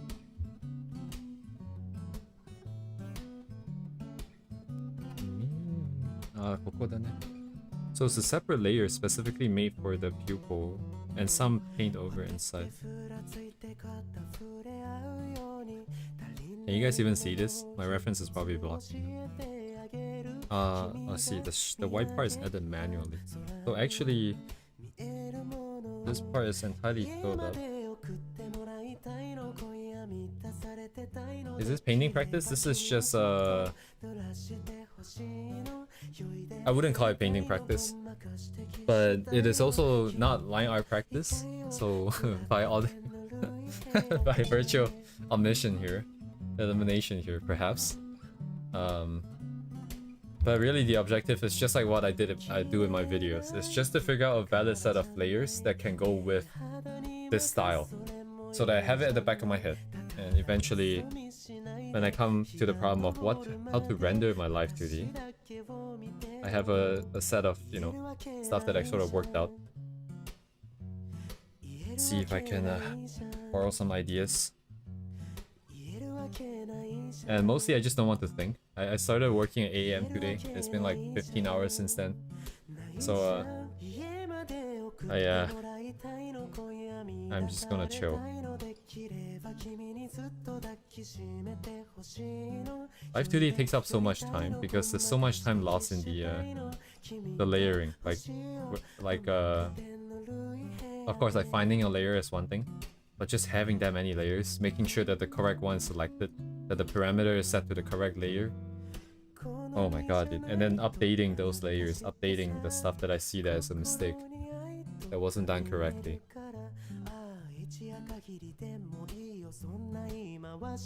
And then all of a sudden it's like 2 hours just to update like 5 or 6, 7 different layers. Like what? How did it take so long? What am I even doing?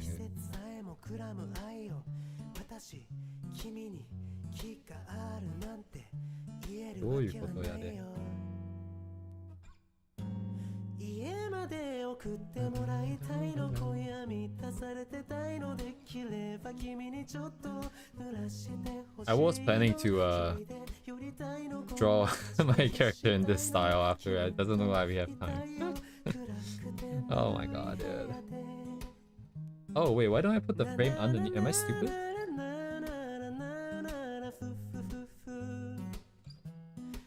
Hello, Mr. Kine, welcome.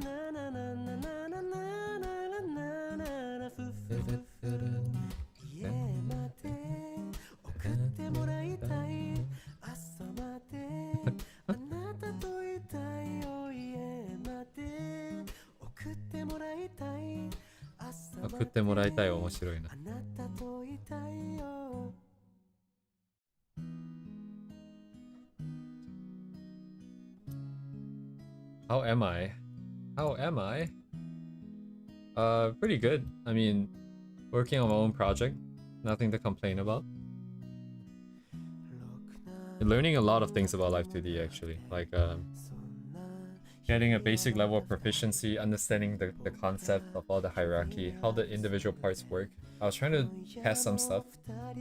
Like if you have a lot of warp deformers stacked up, what would happen if, what exactly happens rather, when you have some, like what is the underlying thing that works when they're applying things in order? Testing out whether if renaming stuff works properly, how to update the file properly, planning for the future in case for updates and... Anyway, why am I talking about this? Anyways, how is your life going? How is your life going?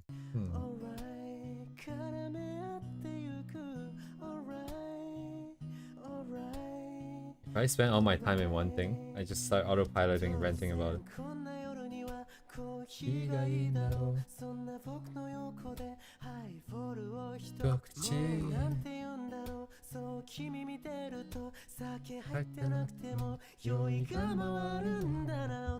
Live 2D でも酔いが回るわ。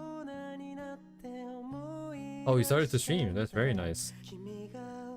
On the same account?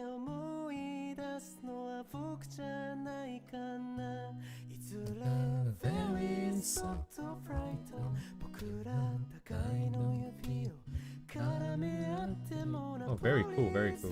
Let me take a quick look. How do I do a scratch? Okay, let me take a quick look first. How do you go to someone's channel again? I forgot. Go to channel. There's literally a second button. I clicked the first one and I forgot. Oh, I see your PNG tuber. Very nice. The one you showed us the other day. Very nice, very nice. Oh my god.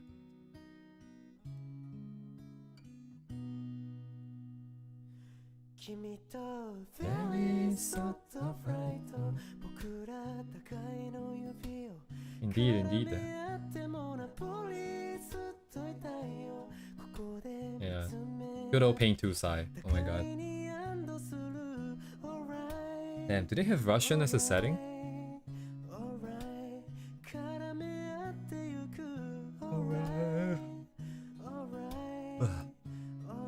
Good stuff. Yeah, let me send the link to your channel here. I've got many rivals. I don't know if I can call myself a rival though. I feel like most of the people that stream, they have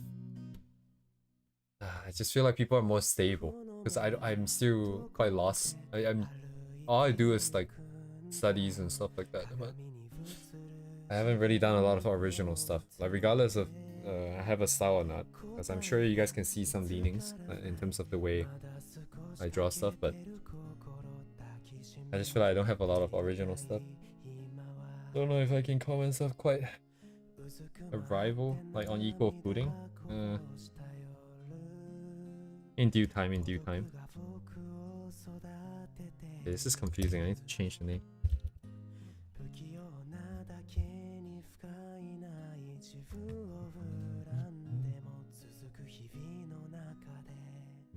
Tamaga.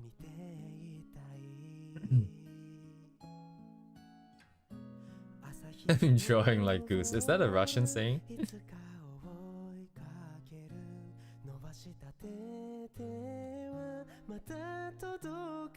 You certainly do not draw like goose. If that's what you mean by bad. I just realized I should probably clarify before I say that. Anyways.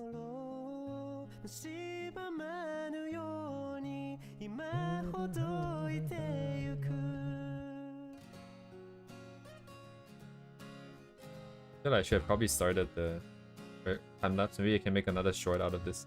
If nothing else, maybe this month would be just making a bunch of shorts of like simpler styles. While I work on life to do in the back end.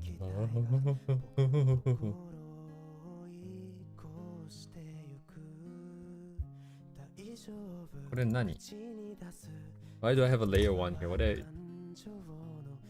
I intend to use this for? Oh yeah. 頭悪い。どうも Hello, hello, hello. Mark Octoprods? Wait. Macrotoprods. Makoda Prods. Of course. Like Makoda Productions? Makoda Prods? Of course, of course.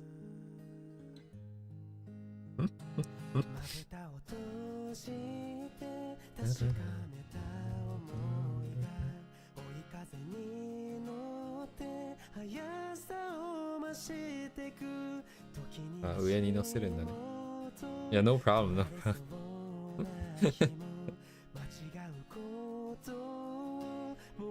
I do at least try to make an effort.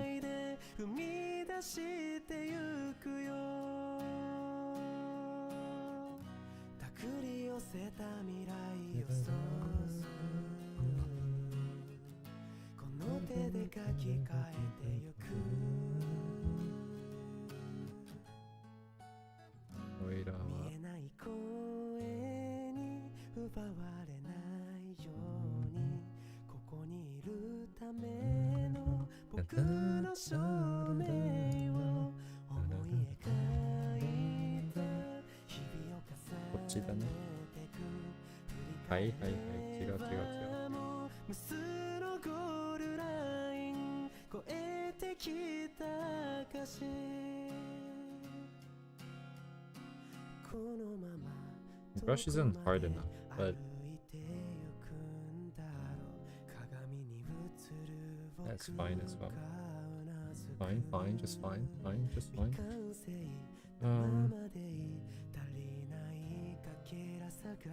これなんだっけ? あ、そっちね。Just stick to legacy naming. I mean, do the F2 release.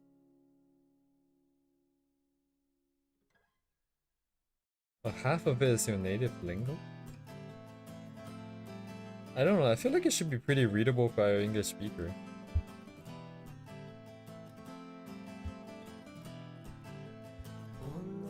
But I don't think like the English speakers will put an ass behind prod.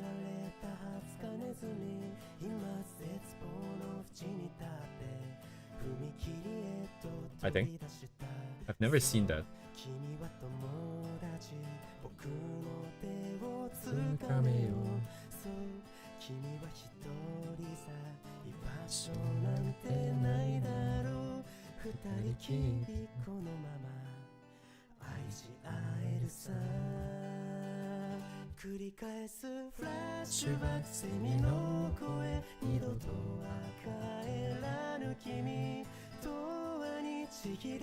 はいはいはいはい。どうしましょうか、こっちは。gonna cheat. Some lazy. 見えねえ。見えねえ。あ、いや違う。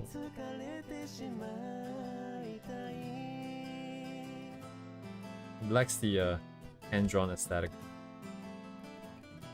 It does the trick though.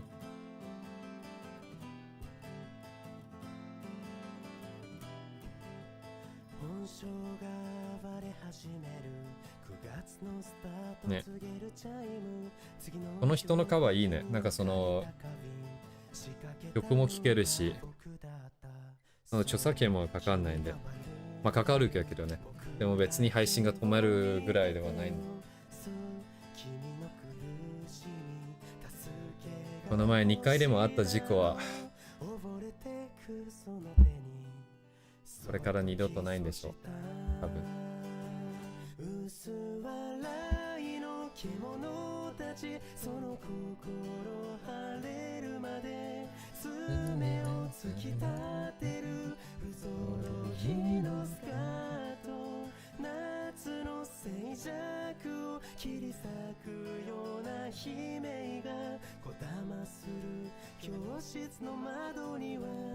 マコタ？マコダ。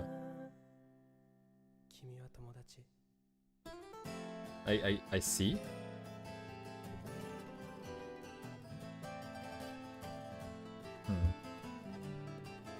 Is my eye bigger? My eye's bigger. Yeah. I'll just send the link of the songs as well, in case anybody is interested. Usually I'll set up the reference a little bit better, but I'm too lazy. Okay, let's do skin first and then I'm gonna get on the hair. 3回に分けた方がいいので。まあいいや。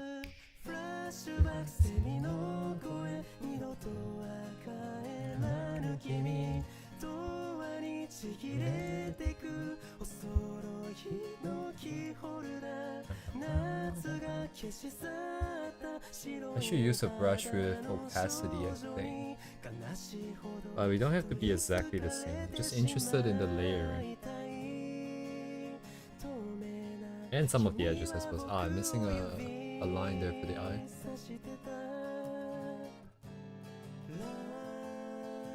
Let's do the body first.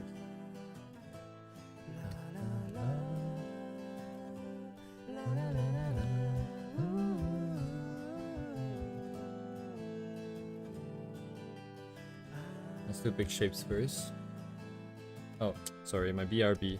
I only just saw it. How did I not see it the whole time?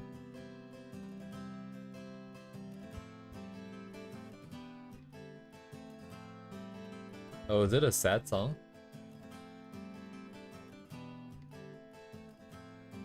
Never pay much attention to the lyrics, I think. 何した？あ、これか。Can you up the volume a bit more?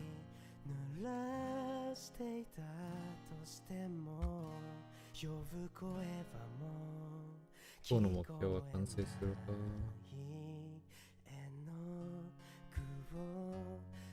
頑張らない。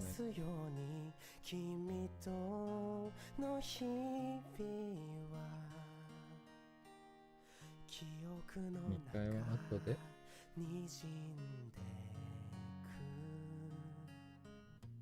何かを求めれば何かがこぼれ落ちてく、そんなこの世界で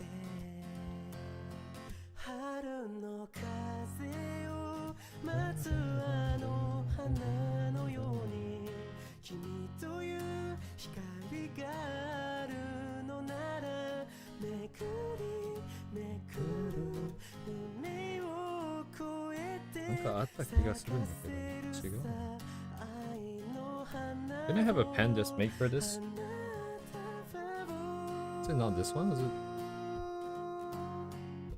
Oh, this is fixed with. Oh, I see. Maybe it's this one.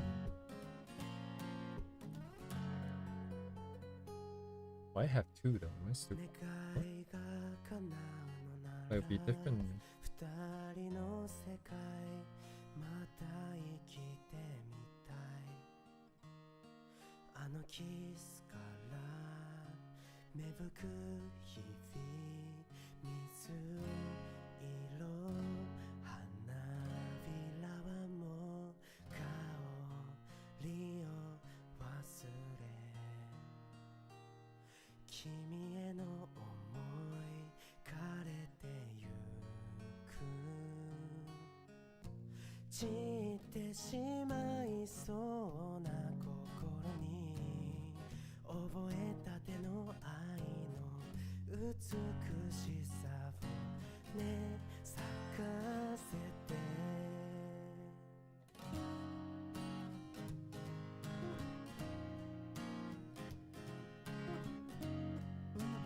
もっと暗いやつ入れるんで、とりあえず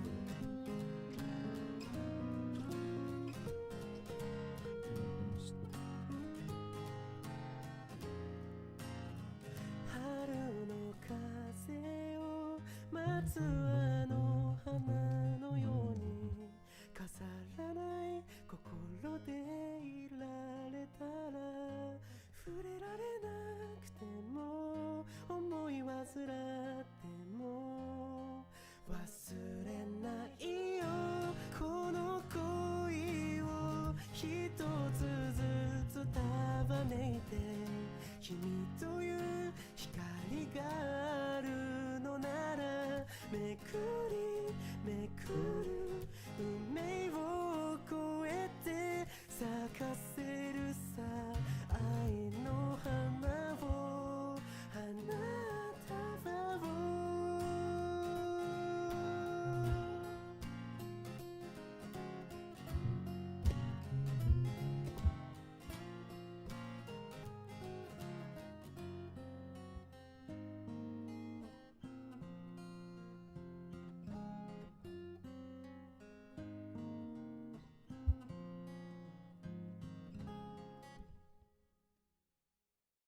あたしヴァンパイアいいの吸っちゃっていいのもう無理もう無理なんて悪い子だね試したいないっぱいで吐きたいまだ絶対いけるよ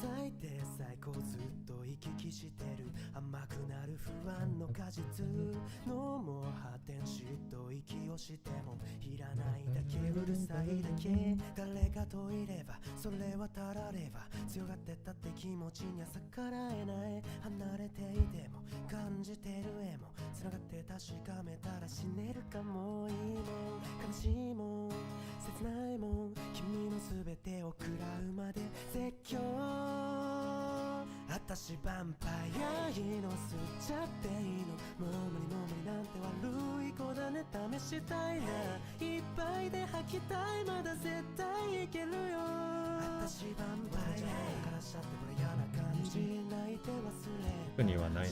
あたしヴァンパイア愛情をくださいまだ絶対いけるよあたしヴァンパイアまずはこっちおいで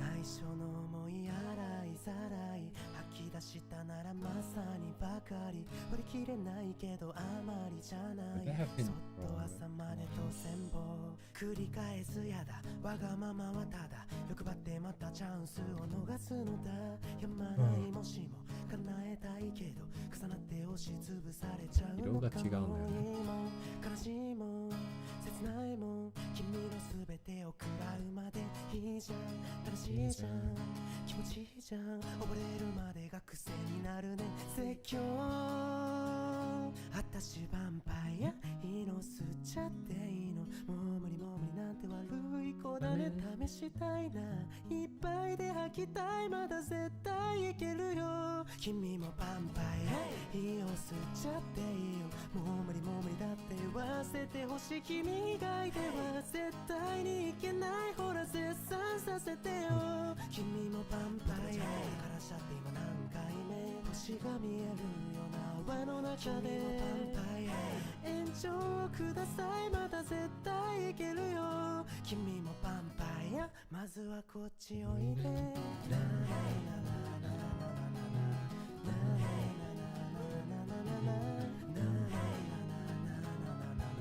絶対いけるよ路地の真ん中で慣れない景色とつかない匂いに私は追われて染まっていくんでしょう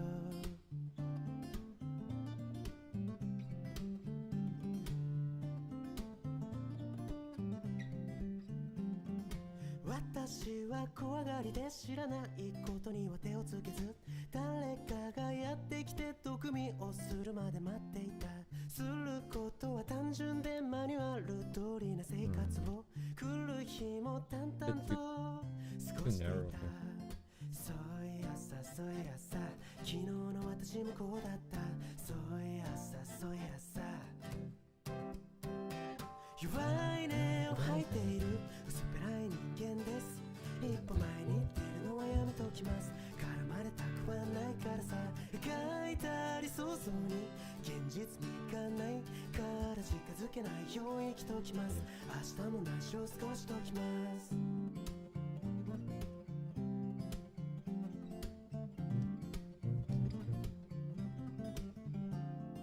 路地裏の真ん中でいつもの夕日を薄めで眺めて胸の内でつぶやいたいつまで続くだろうそういやさそういやさ昨日も夕飯これだったそういやさそういやさ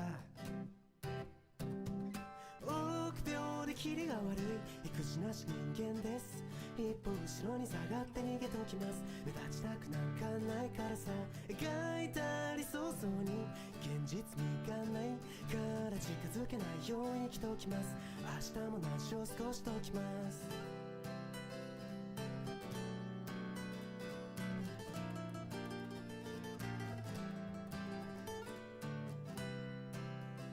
ブレンドじゃないの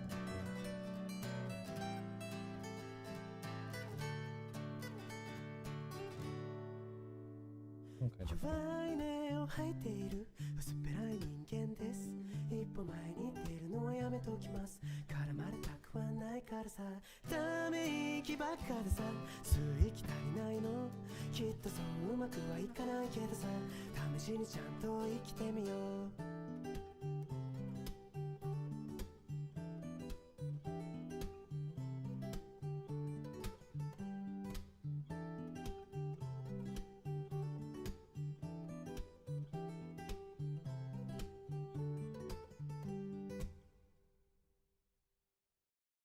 考えたってわからないし青空の下君を待った風が吹いた正午昼下がりを抜け出す想像ねこれからどうなるんだろうね進め方教わらないんだよ君の目を見た何も言えず僕は歩いた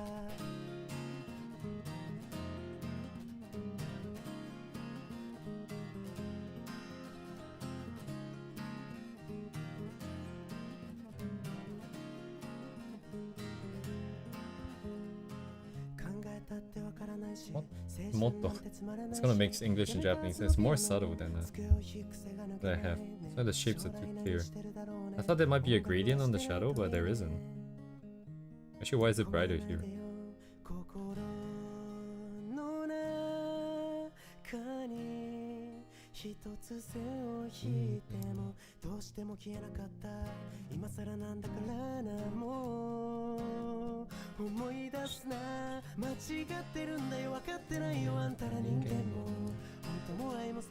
Motto subtle だと思った。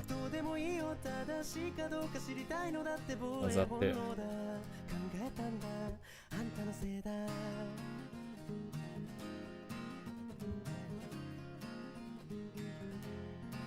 There's like darker stuff. It seems to be tied to the line art. The line art is a lot more crisp than what's happening here, I feel like. Either they blurred the line art, it didn't exist and it was just painted color, or the third option is a thin line art. No, but it doesn't look like that's the case. But they would have drawn the line art up to this joint here, this black part. Everything else would be extended by painting. Oh, painted over. Yes, option 4, painted over, of course. Did they paint over the line art? It looks like they were doing behind it. Did they go back and paint over it then?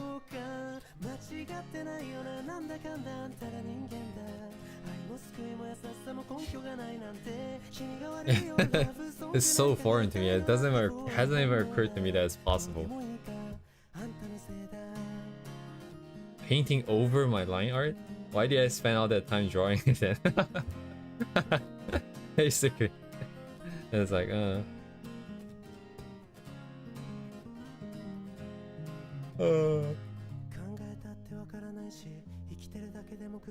What?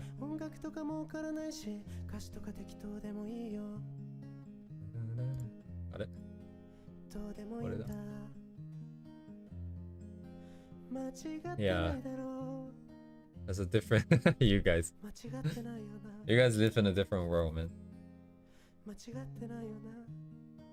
I have like my operations manual here. It says that if there's no clean line art, do not proceed to the next step. It literally says in my my artist manual.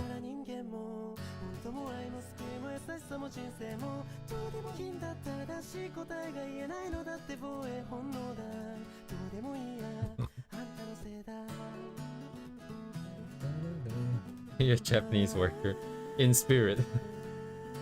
Just in spirit, not in actual workload. Yes, I follow the spirit. I go by the book. Well, I mean, like, to be fair, I'm the one who wrote the book. So I think I probably follow it, you know, if I wrote it. In this case.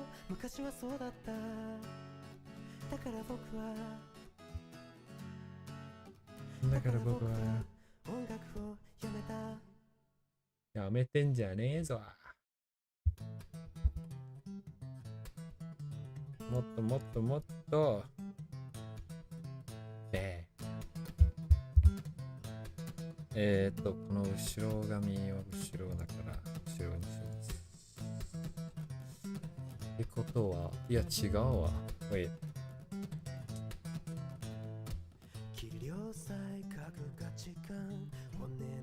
Nope. Organization. That means this is on top. And I'll grab these. Oh shit. どこまで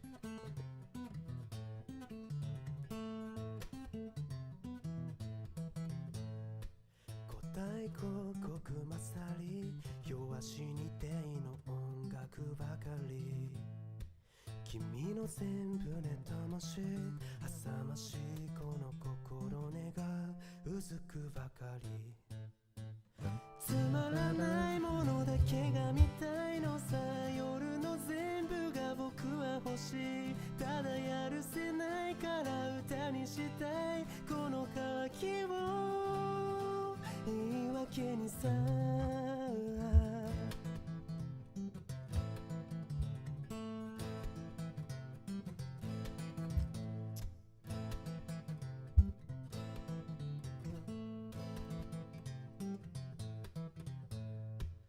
境内あの光笑みで住宅街を見下し素晴らしい基礎の暮らしさあ幸せはおいくらばかりちょいちょいのちょいこの妬みは疎ましいばかりつまらないものだけが見たいのさ人の全部をバカにして忘れたいのに胸が痛いただ何もないから僕は欲しいつまらないものだけが見たいのさ君の全部が僕は欲しいただ何もないから僕は欲しいこの渇きを言い訳にさ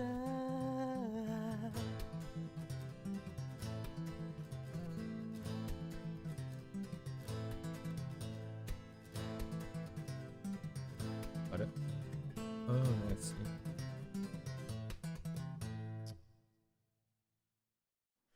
嘘嘘人のなり虚勢心象心外刃物の毛みたいだ巨神高い命宿しあとはパパラパの中身なき人間寄せる期待不平等な人生才能もない大正非日常か本心平等に没個性たどる記憶僕に居場所などないから夢の狭間で泣いてないでどんな顔すればいいか分かってるだけどまだ答えてくれよ闇を払って闇を払って夜の帳が降りたら合図だ敗退して回る感情線ざれ言などは吐き捨ていけどまだ止めないでまだ止めないで誰よりも里くある街に生まれしこの正体を今はただ呪い呪われた僕の未来を想像して走って転んで消えない痛みだ Oh, wait a second. There's multiply going on here. What? I'm seeing stacking. Very subtle stacking.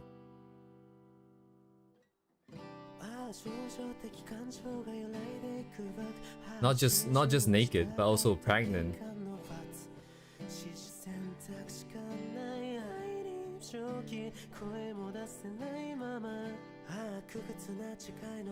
Very powerful indeed.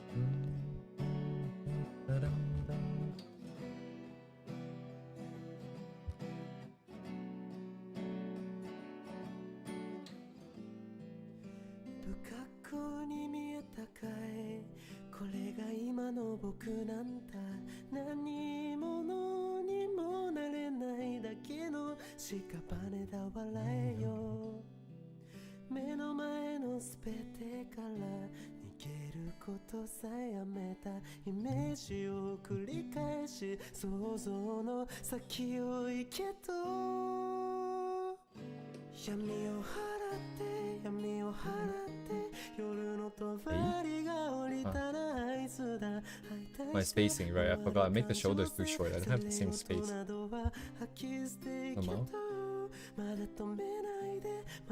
Make do, make do.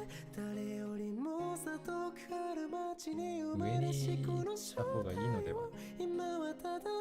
また一つ。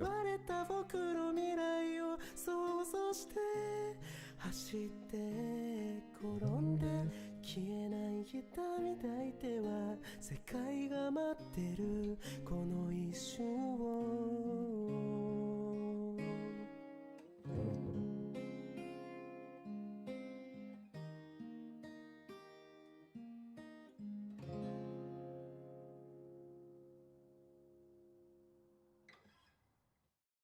ふふふふ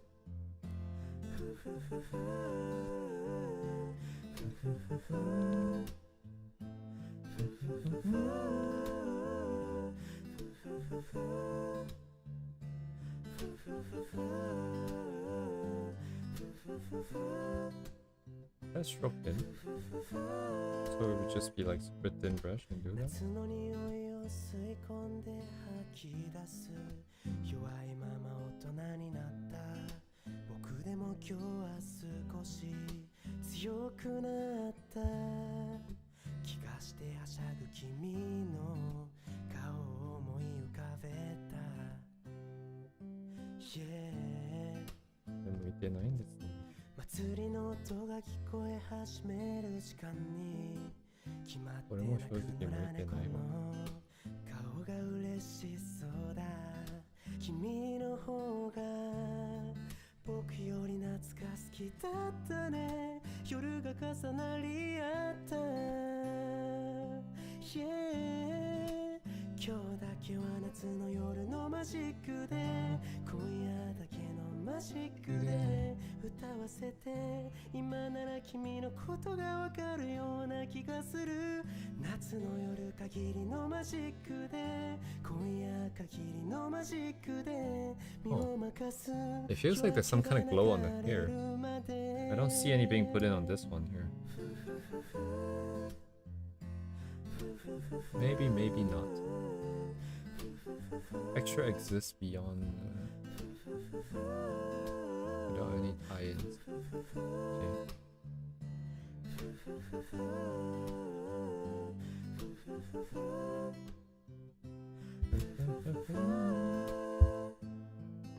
Okay, base 1. So shadow 1, shadow 2. Leave space for white. Blow it out with highlight. Gradient.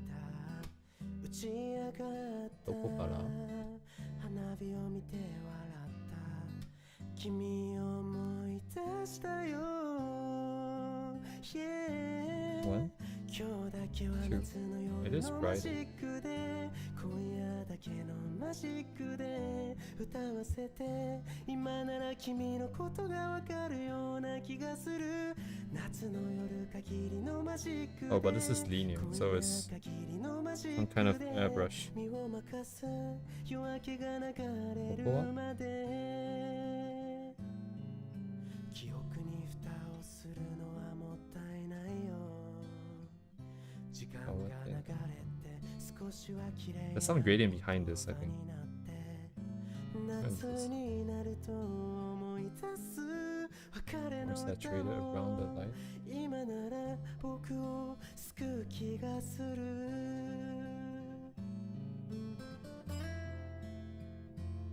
Very minor amount of gradient in the bright part, which did not exist on the body. Fine. じゃあこれからやりましょうか。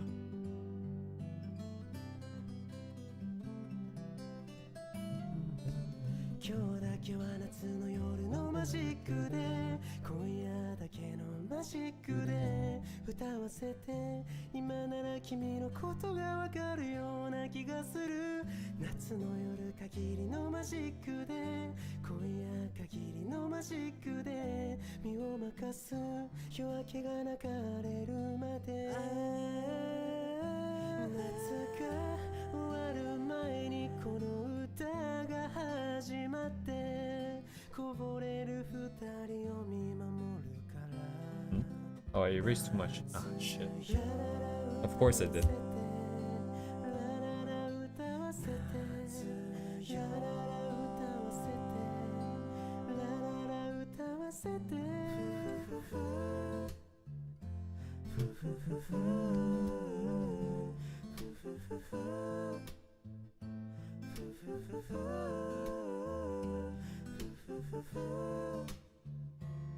Kayaknya. Oi, kakaknya.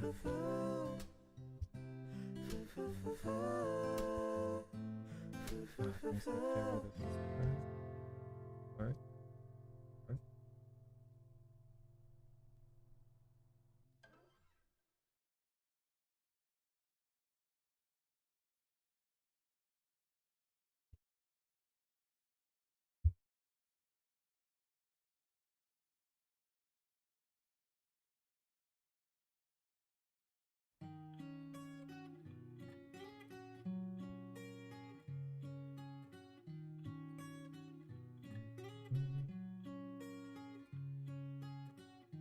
ねえこのまま夜が来たら僕らどうなるんだろうね列車にでも乗ってゆくかい僕はどこでもいいかないい子の皆さんは寝なさいや。君はまだわからないだろうけど、空も言葉でできてるんだ。そっか、隣町ならついてゆくよ。ハラハラハラハラハラリハルルハラ、君が読む歌や一輪草、他には何にもいらないから。すやすやだぜ。波立つ夏原涙尽きぬままなくや日暮らしはゆうゆうゆう、夏が終わっていくんだね。そうなんだね。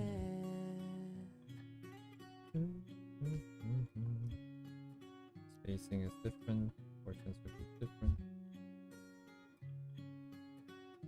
ねえ、いつか大人になったら僕らどうなるんだろうね。何かしたいことはあるのかい。僕はそれが見たいかな。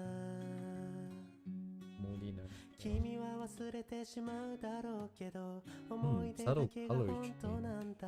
そっか、That's the gradient that we 道の established 先な before. らついてゆくよ。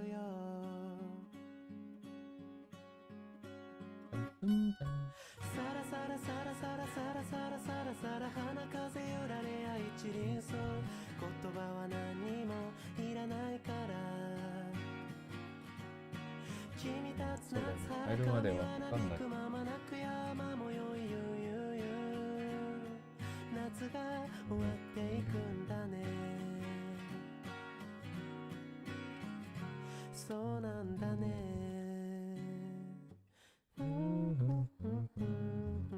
そっか、大人になったんだね。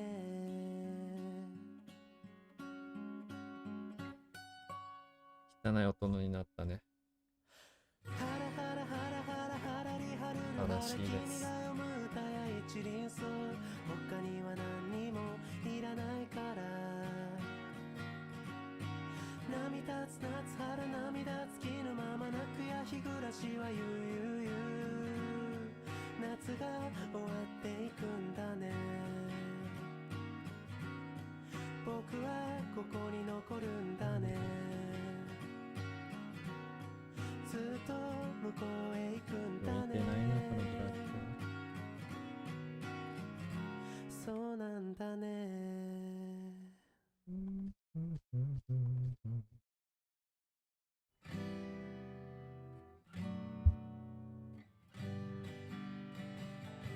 忘れていた目を閉じて取り戻せ声の歌、青空に隠れている手を伸ばしてもう一度忘れないで、すぐそばに僕がいるいつの日も星空を眺めている、一人きりの夜明けもたった一つの心を悲しみにくれないで、君のため息なんて春風に変えてやる、日の当たる坂道を自転車で The precedence of this? Oh, there is precedence of this. Okay, so only here has those sort of reflected lighting.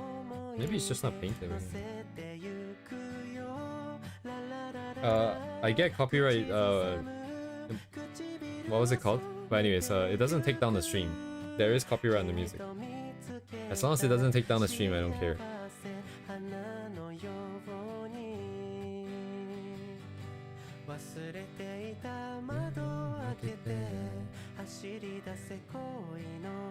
As long as we can have a good time.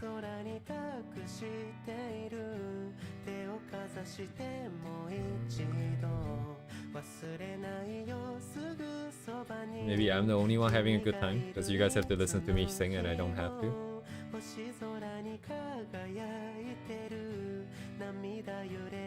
これ待つ。違ってるが。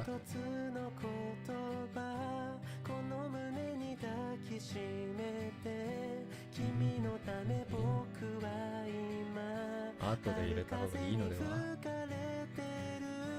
日意味の当たる不明だが坂道を自転一旦入れて車で駆け上る君と誓った約束乗せてゆくよラララララ口ずさむ唇を染めてゆくおほ君と見え出会ませんえた幸せ祈るように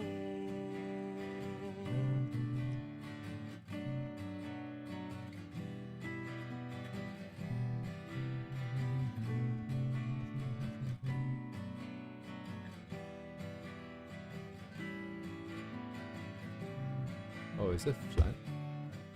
Maybe my previous setting was good actually. 日 42? の当たる坂道を自転車で駆け上る君と誓った約束乗せてゆくよラララララ口ずさむ唇を染めてゆく君と出会えた幸せ祈るように君と出会えた幸せ祈るように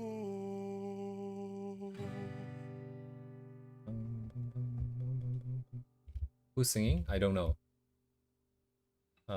Akala Kai is his name. YouTube channel. Here's the link if you like it. それは星だって君が教えてくれたまるでそれは僕らみたいに寄り添ってるそれを泣いたり笑ったり繋いでゆく何十回何百回ぶつかり合って何十年何百年 No problem, man. Anytime. 星自身も忘れた頃に僕らに届いてる僕ら見つけ合ってたぐり合って同じ空輝くのだって二人だって約束した遥か遠く終わらないベテルギウス誰かにつなぐ魔法僕ら肩並べて取り合って進んでく辛い時だって泣かないって誓っただろう遥か遠く終わらないベテルギウス君にも見えるだろう祈りが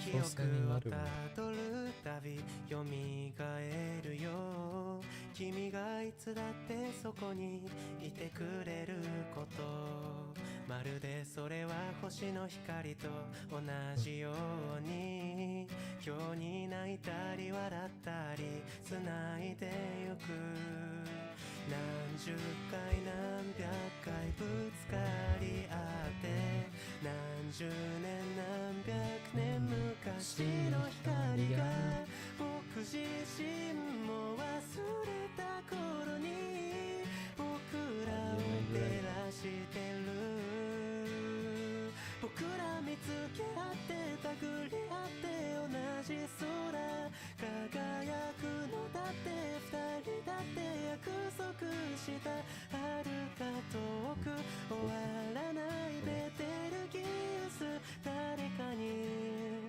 つなぐ Why is there so much space between those two things? Broski. ミスったな。君が不安になるたびに強がるんだ大丈夫僕が横にいるよ見えない線をつなごう僕ら見つけ合って手繰り合って同じ空輝くのだって二人だって約束した遥か遠く終わらないベテルギウス誰かにつなぐ魔法僕ら肩並べて取り合って進んでいく辛い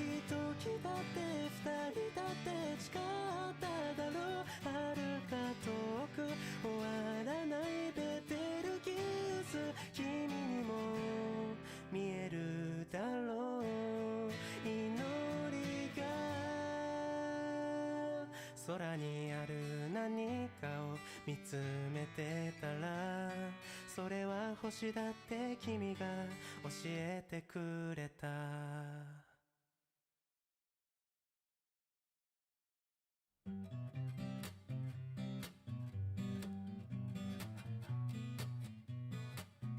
どこから春が巡り来るのか知らず知らず大人になった。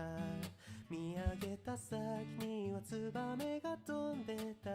気のない顔で、もしも私に翼があれば、願うたびに悲しみに暮れた。さよなら100年先でまた会いましょう、心配しないで。いつの間にか花が落ちた。誰かが私に嘘をついた。土砂降りでも構わず飛んでいく、その力が欲しかった。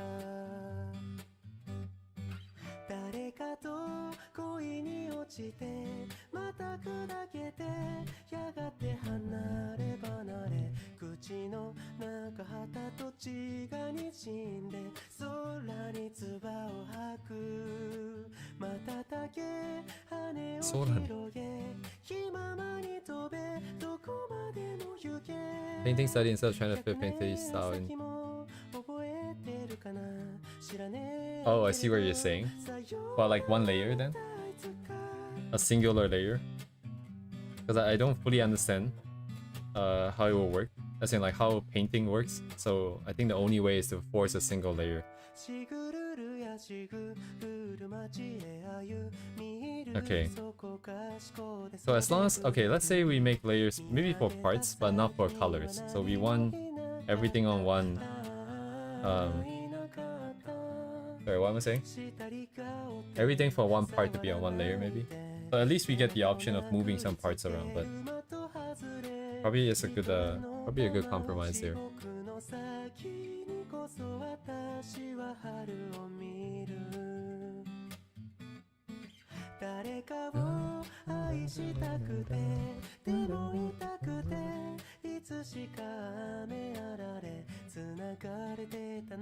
I don't mind trying. I think it'll go badly because I probably don't have the energy to do too well. Oh, because that sounds like a challenge. And then currently we are a little bit slightly overextended. I can try it. I do intend to use this style again to draw my own character. Maybe that one can be just purely rendered. So no clean line art. No line arts allowed. But just do like guidelines. The original set of sketch lines. And then we jump right into just painting. And see what happens.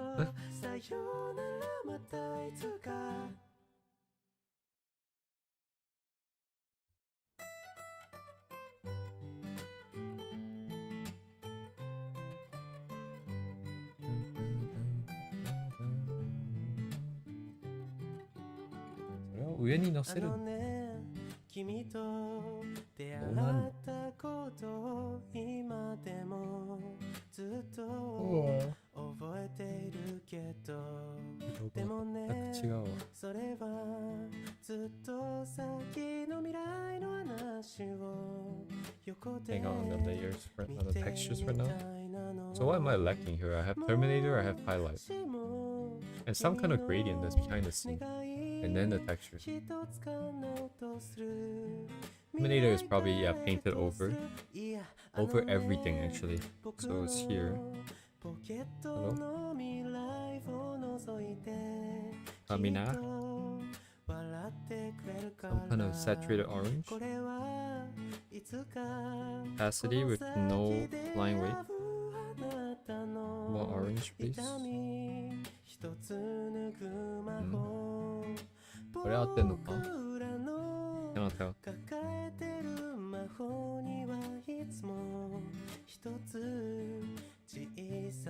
秘密があってどうしても一人じゃ使えないのさ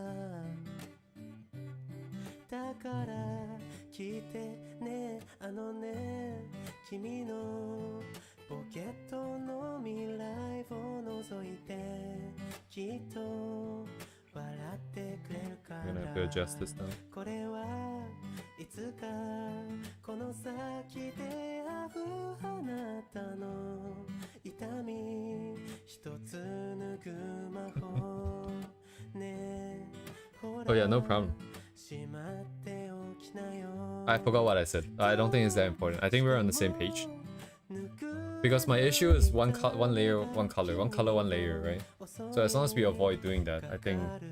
Because I thought about this exercise in my head. Is that if I were to do a painting exercise, I think as long as we can shut down the one color, one layer paradigm, I should be experiencing something new. New challenges and stuff.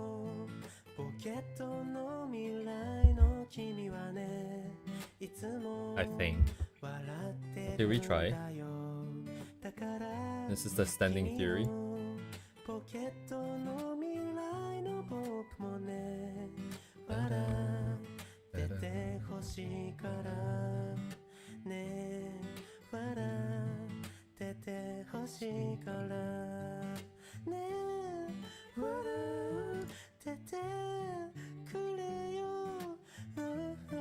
Is the highlight actually below everything? What color is that? Some kind of very... I thought it was yellowish. And that, but... No, it's not.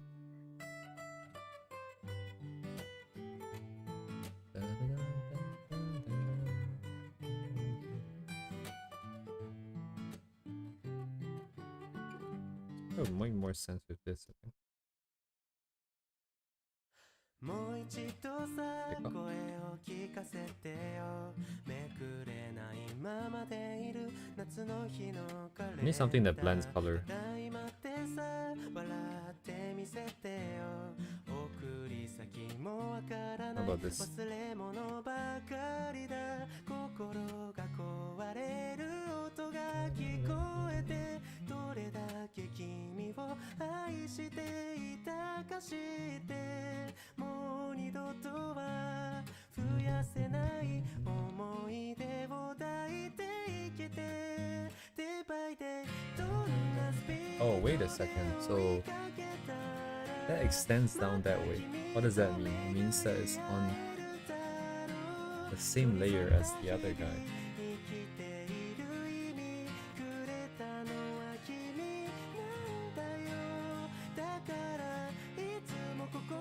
Oh, it makes sense, right?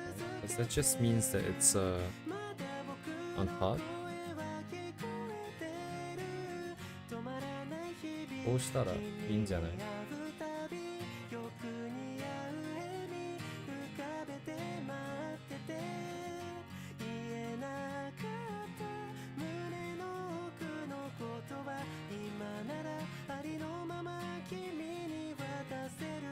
？Has softer edges.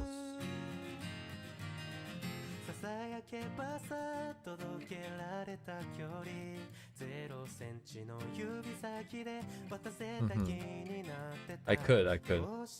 Yeah, but I don't want to make it more difficult for myself because right now we have bigger issues in other areas. Oh shit, did this again.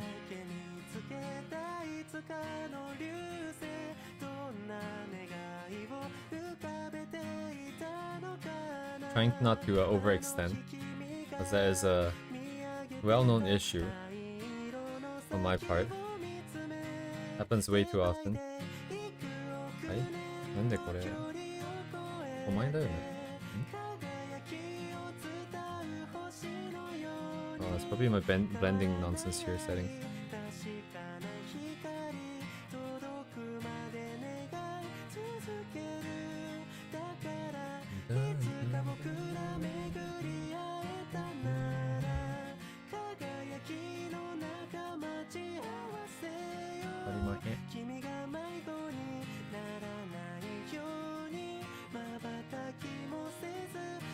I'm trying to use a master on sound. It's like working with only with eraser.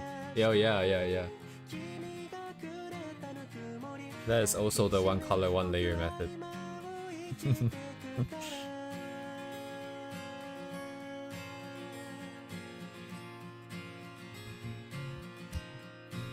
It makes more sense to do on the texture. そういうことじゃないね。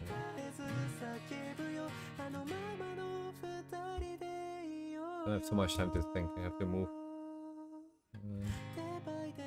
これでテクスチャー。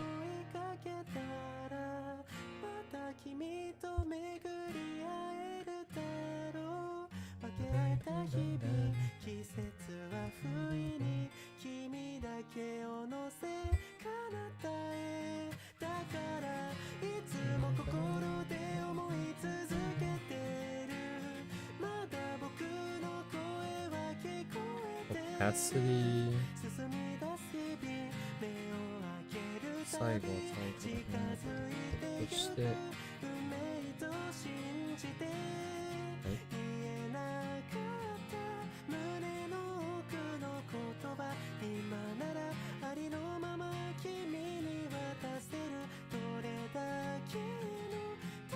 some kind of texture. Oh, it's probably just the... No, but that means shifting this up though, right? But I can always shift up and cut through.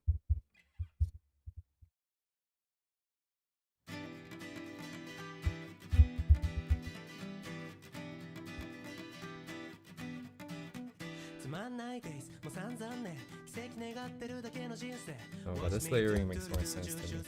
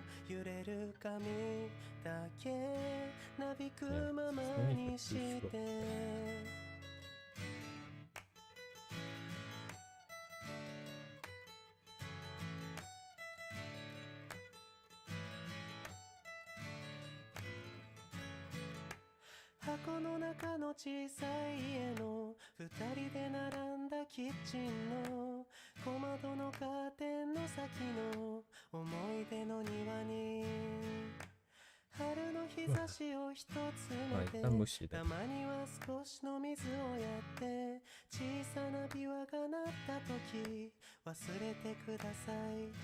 僕に僕に僕に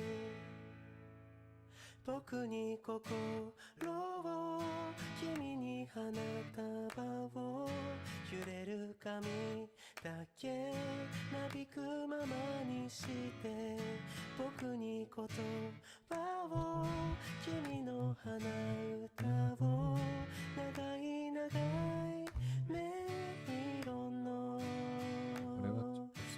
先に置いて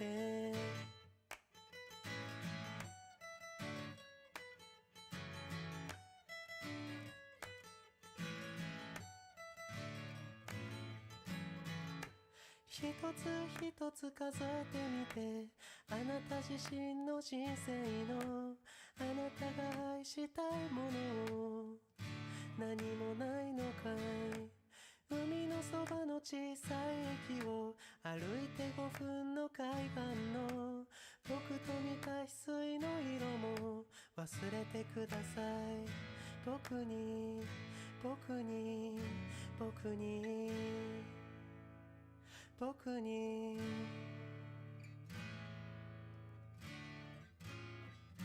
僕に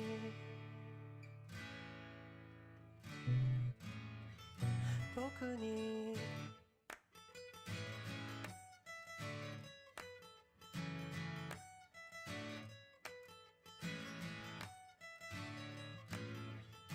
僕に心を君に花束を揺れる髪だけなびくままにして僕に言葉を君の花歌を長い長いメロンの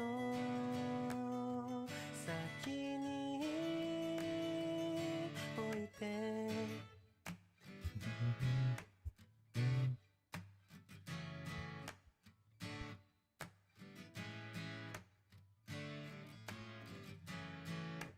箱の中の小さい家の朝の日に揺れるカーテンを開けた静かな休日の寝起きの君が寝ぼけ眼で座ったその朝のダイニングテーブルに僕の心があったこと忘れてください。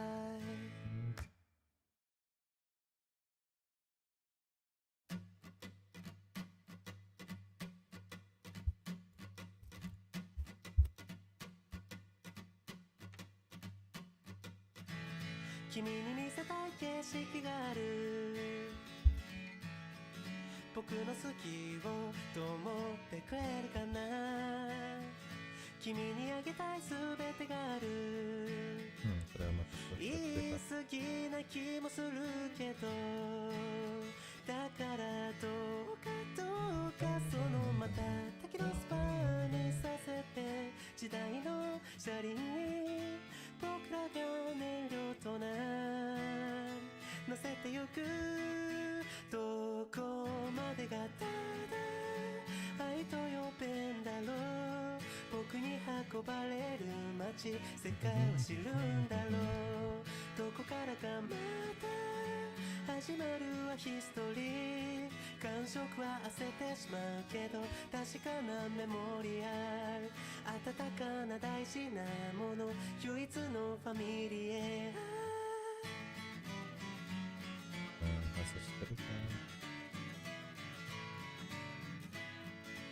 印象はまた変わったんだ。僕に見せたい景色があるあれいつか自分を認めてあげられるかな。これだよね。いつの間にか全てじゃなくこれは譲れないところが増えてくでもねどうかしてんじゃないかとも恋をする日も来る時代の車輪にいつしか一部となり飲まれてくこれからださ人になりましょう終わらない旅路に差をつくたらい回してやつでしょう心にもないような言葉で噛み合えと解けない魔法と現実いつかのメモリアルささやかで慣れがある場所本当はユーフォリア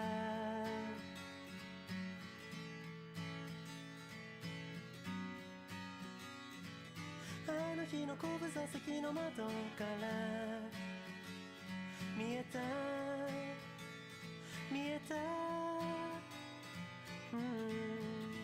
どこまでがただ愛と呼べんだろう風に運ばれるたびに一人を知るんだろうここまでがただ序章と呼べんだろう終わらせ方は僕次第泣けるエンドをどこからかまた呼ばれるは僕と君感情は忘れないでしょ確かなメモリアル心が帰れる場所愛しのファミリエララララララララララウララララララララ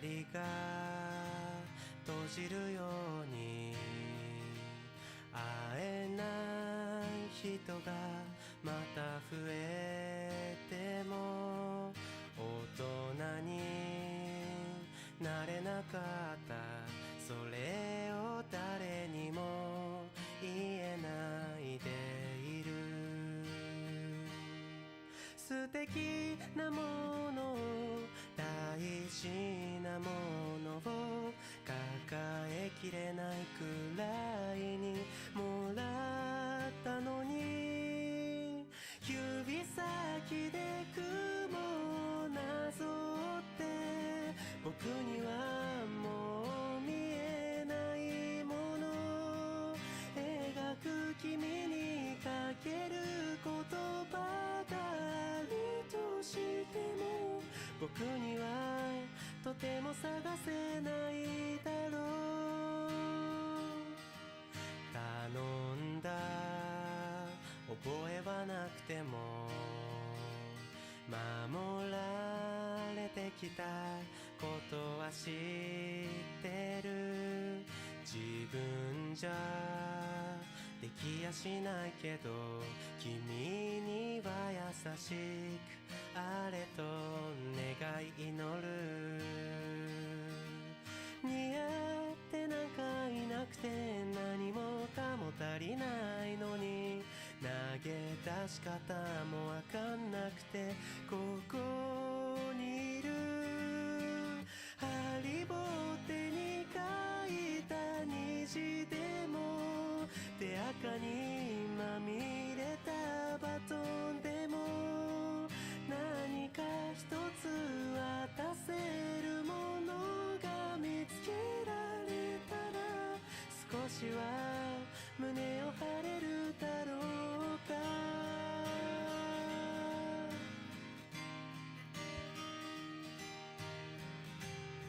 あんまないないの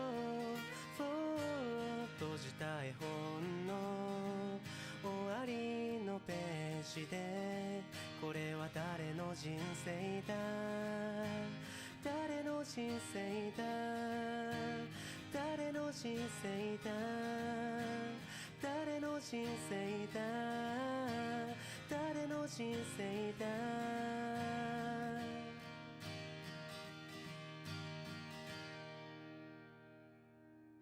真っ白な君の未来を真っ白なまま君が色濡れるように指先で雲をなぞって僕にはもう見えないもの描く君にかける言葉があるとしても僕にはとても探せないだろうでもいつか君が誰かをどうにか幸せにしたいと願う日に笑ってうなずけたとしたらそれでも十分じゃないかと思う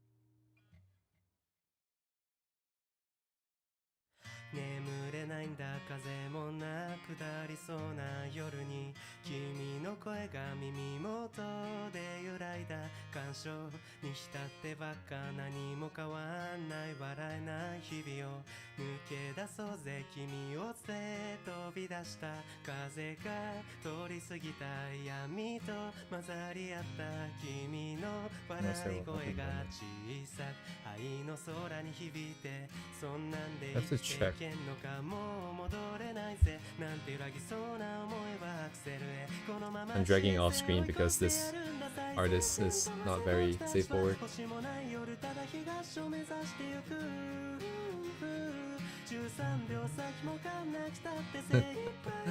All the sub art.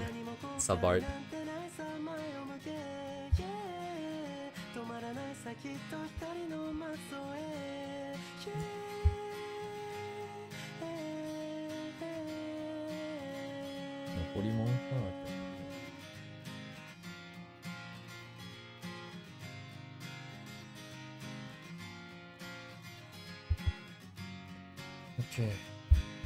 暗闇に落ちた先の見えないような道もたどり着いたら闇なんてなかったきっと僕は僕を信じきっちゃいないからいっそあの向こうへまだ見ぬ夜明けを信じ歩いた追い抜いた知った期待した転んだ迷った分かんなくなったでも just feel like feel like まだ僕ら歩いていくこんなんじゃいつまで経ってもどこにもケアしないさなんて拭えないもうアクセルへどうせ止まれるはずないさ夜に腐っていたって僕たちは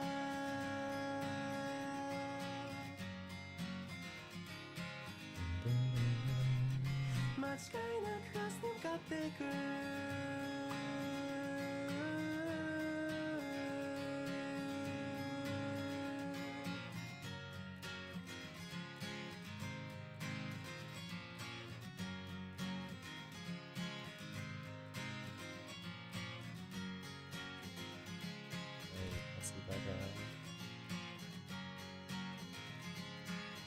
Oh wait, I can do that now, I think. 最前線飛ばせ僕たちはしらみ出した星空目を鳴らしている眠らないよ上がるミュージックとぬるくなった水だけ持っていく無駄なもんは何もないさ前を向け、その方がきっと笑いで去って最前線飛ばせ僕たちは昇る太陽その光を目指してゆく幸せって今わかんなくたって精一杯僕を生きてゆく何も後悔なんてないさ前を向け終わらないさ一生僕らは生きてゆけ Yeah, yeah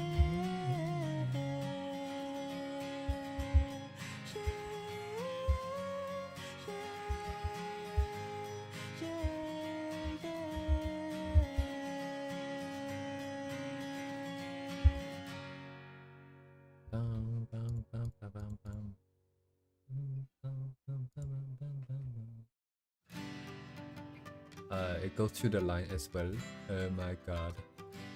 Because the layering is more slightly different. これはこうしたわけあるわけないな。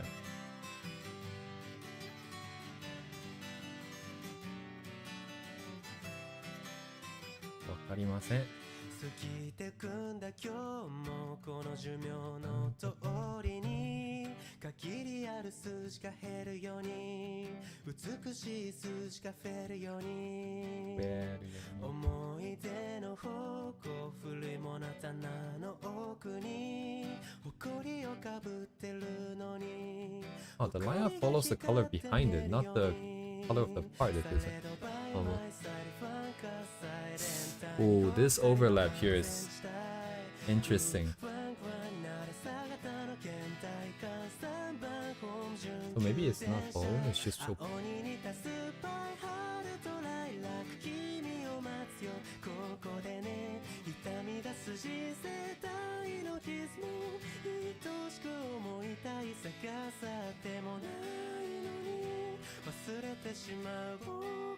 おもろいなあれ。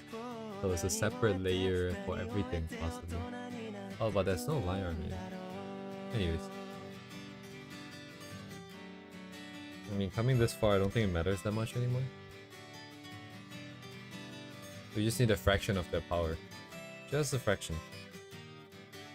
一回だけのチャンスを見送ってしまうことがないようにいつでもかかとかしてたいだけども難しいように No, it's just I'm looking at the line art for the yellow part in the front, and the back part is shown through it. So this front part is somehow not fully opaque. So it's probably like some kind of, because I just put everything on the same layer for my line arts. Again, I have lines, which they do not. So, not to mention the stupid thing is not opaque as well.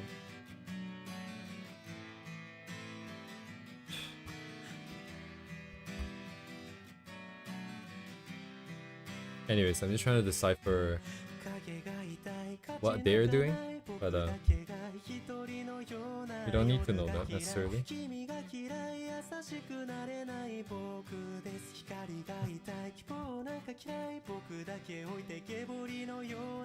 Seiya, 別のレイヤーだったわ。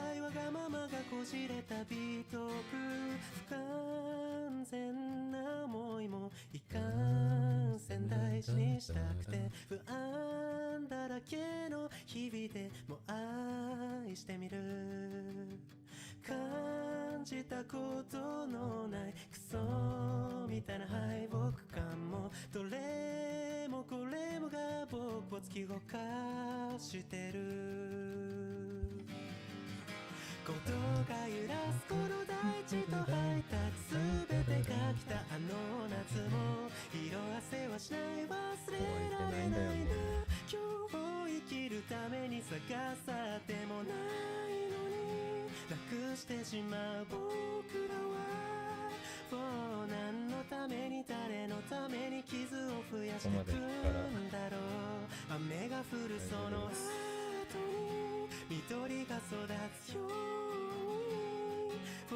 に意味のないことはないと信じて進もうか答えがないことばかりだからこそ愛そうともあの頃の青覚えていようぜ苦みが重なってもう光ってる割に合わない傷も認めてあげようぜ僕は僕自身を愛してる愛せてる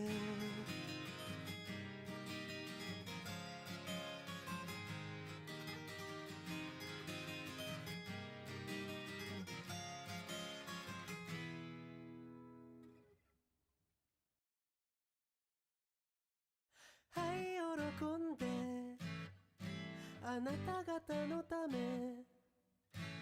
はい慎んであなたた方のために差し伸びてきたってさながら正義したってややで生き延びてわからずやに立って喜んであなた方のためにできることならできるとこまであと一歩踏み出して嫌なこと思い出して奈落温度かなてろトゥントゥントゥンもう一歩踏み出して嫌なこと思い出して鳴らせ君の3から6マストントントンツーツーツートントンキレキレトンキレキレトン踊れキレキレトンキレキレトンもっと鳴らせキレキレトンキレキレトン踊れキレキレトンキレキレトンもっと鳴らせ鳴らせ君の病の街よ No no 覚醒笑える他人のピニオン No no うっちゃれ正義の超人たちを No no 鳴らせ君の3から6マストントントンツーツーツートントントン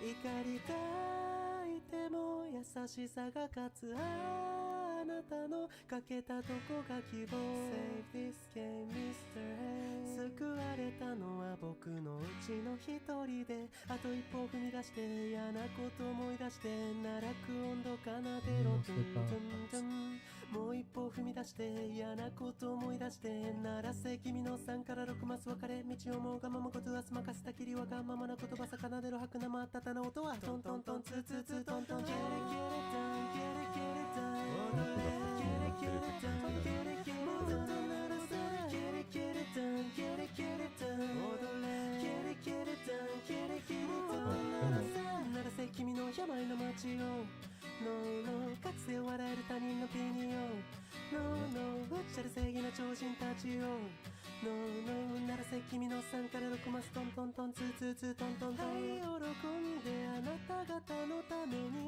できることならできるとこまではい慎んであなた方のために鳴らせ君の3から6マストントントンツーツーツートントントン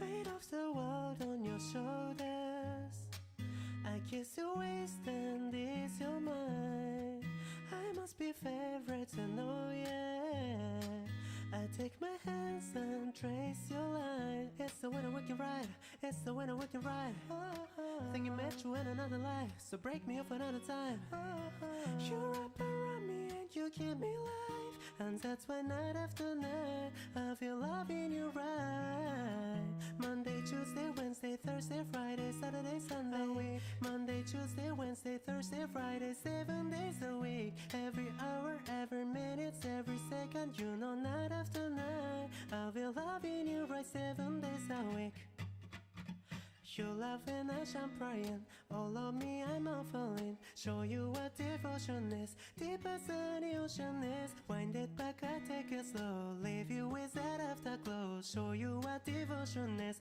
Deep as the ocean is It's the winner we can ride It's the winner we can ride Think I met you in another life So break me up another time You wrap around me and you give me life And that's why night after night I'll be loving you Monday, Tuesday, Wednesday, Thursday, Friday, Saturday, Sunday Monday, Tuesday, Wednesday, Thursday, Friday 7 days a week Every hour, every minute, every second You know night after night I'll be loving you right 7 days a week Monday, Tuesday, Wednesday, Thursday, Friday, Saturday, Sunday Monday, Tuesday, Wednesday, Thursday, Friday 7 days a week Every hour, every minute, every second You know night after night I'll be loving you right 7 days a week Tightly take control, tightly take his soul Take out phone, I put it in the camera roll Leave it close at the door What you waiting for? Better come and hit your goals Hit your pen and both feet Going to the sun of being gain no sleep 7 days a week, 7 different seats 7 different angles that can be a fantasy Up and up, say ah Come on baby, let me soar your pride What you own, I can match your buy Hit me up and I'ma cha-cha slide You make Mondays feel like weekends I make you never think about cheating Go just keep it workout meeting Let's sleep in, yeah Monday, Tuesday, Wednesday, Thursday, Friday, Saturday, Sunday Monday, Tuesday, Wednesday,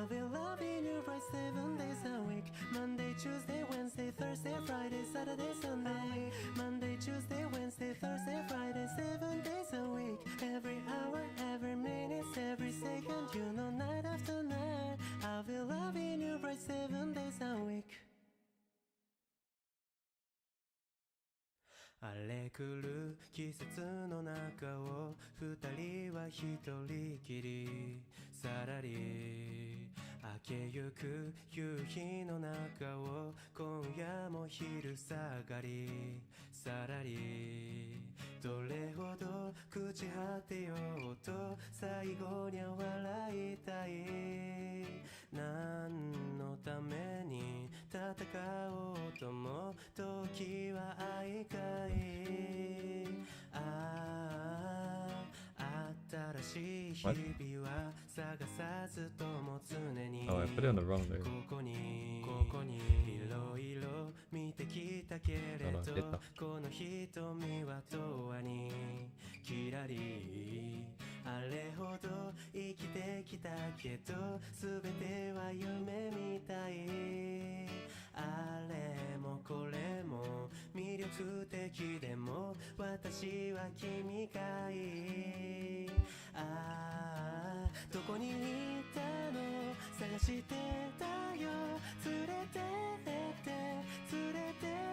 て何もかも捨ててくよどこま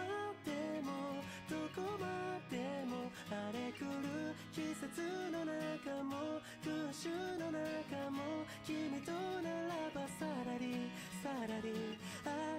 新しい日々も拙い過去も全てがきらり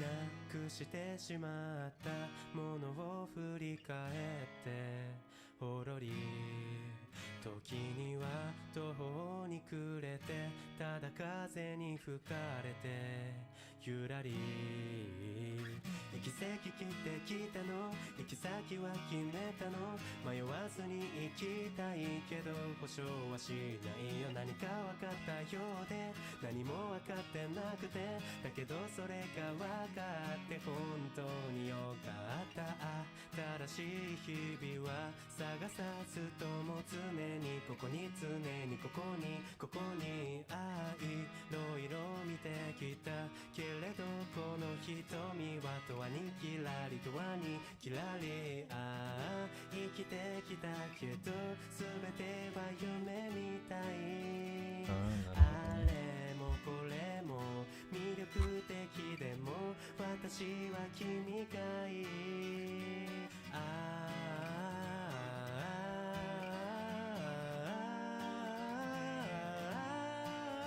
どこにいたの探してたよ連れてって Oh, the virus, do you mean what I'm doing? Or何もかも捨ててくよどこまでも I'm doing something very stupid. 空襲の中も君とならばさらり新しい日々も拙い過去も全てがきらり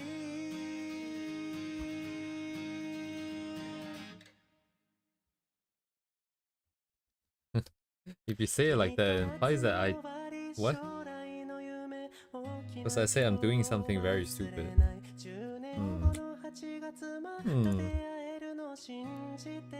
What did he mean by that?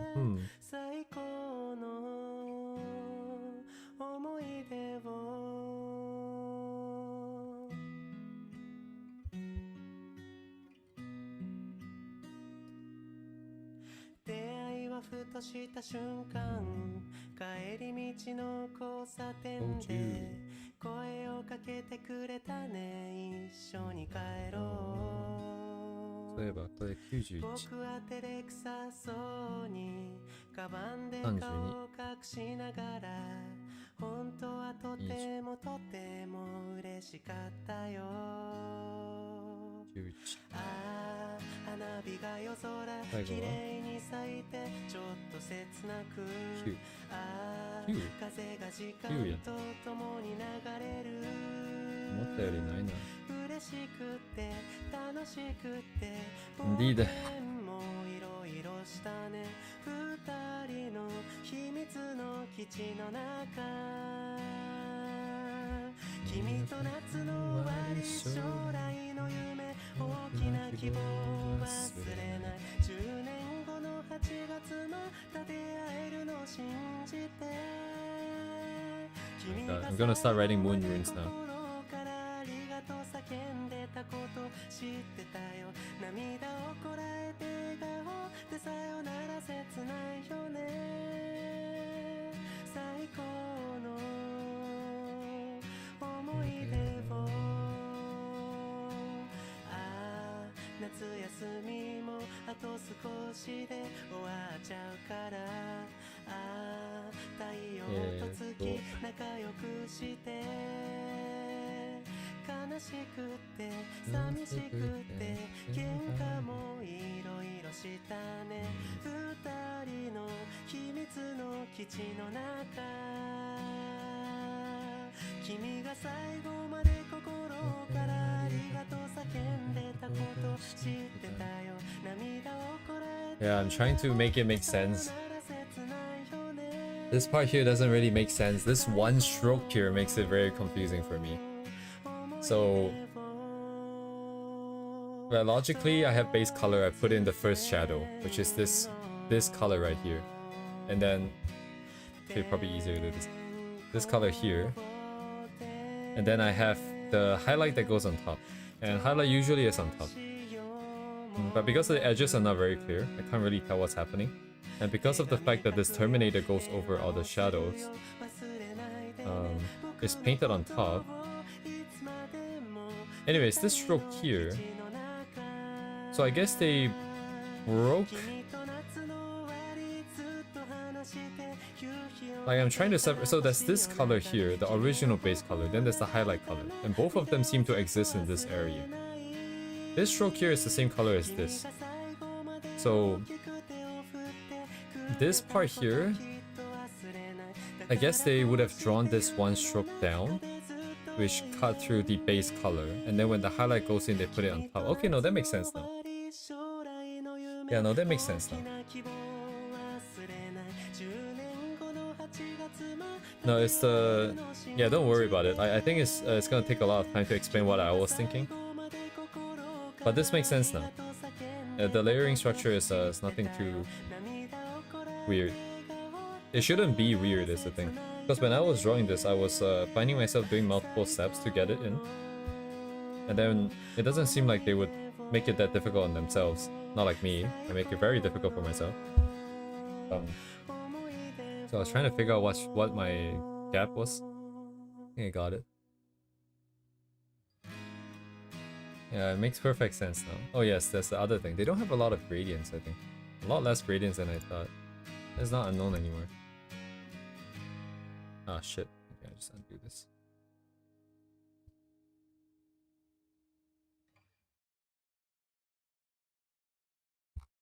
Oops.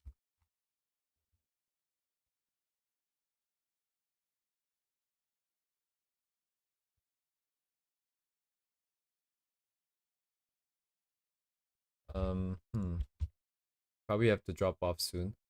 Actually, it's kind of nice, like coming in here, just doing a study like this. Don't have to think too much. I have to just do whatever the hell I want with my funny methods and funny numbers. I don't worry about Live 2D sucking.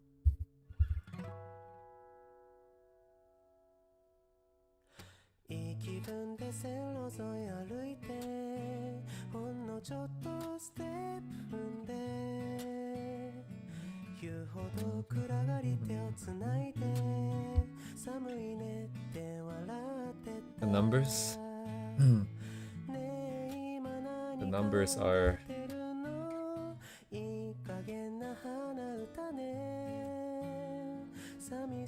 The numbers and the runes. The numbers and the runes. And the ancient text. My god.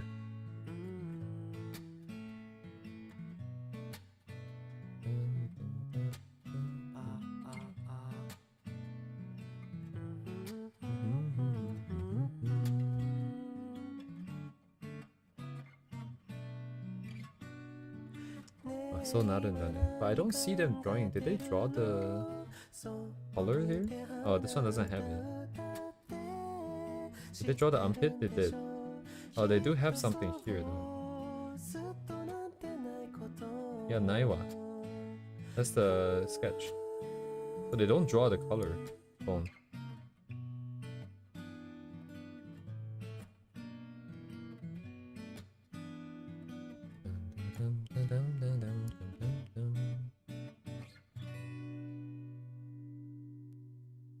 I guess that's that. I have to go and think about Live 2D what do.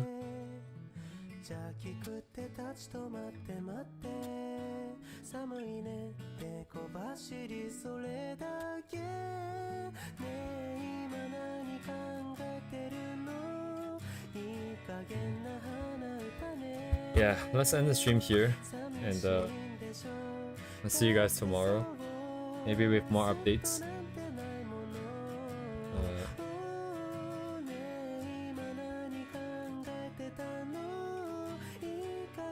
Maybe I've made a decision, maybe not. Anyways, thank you guys for coming.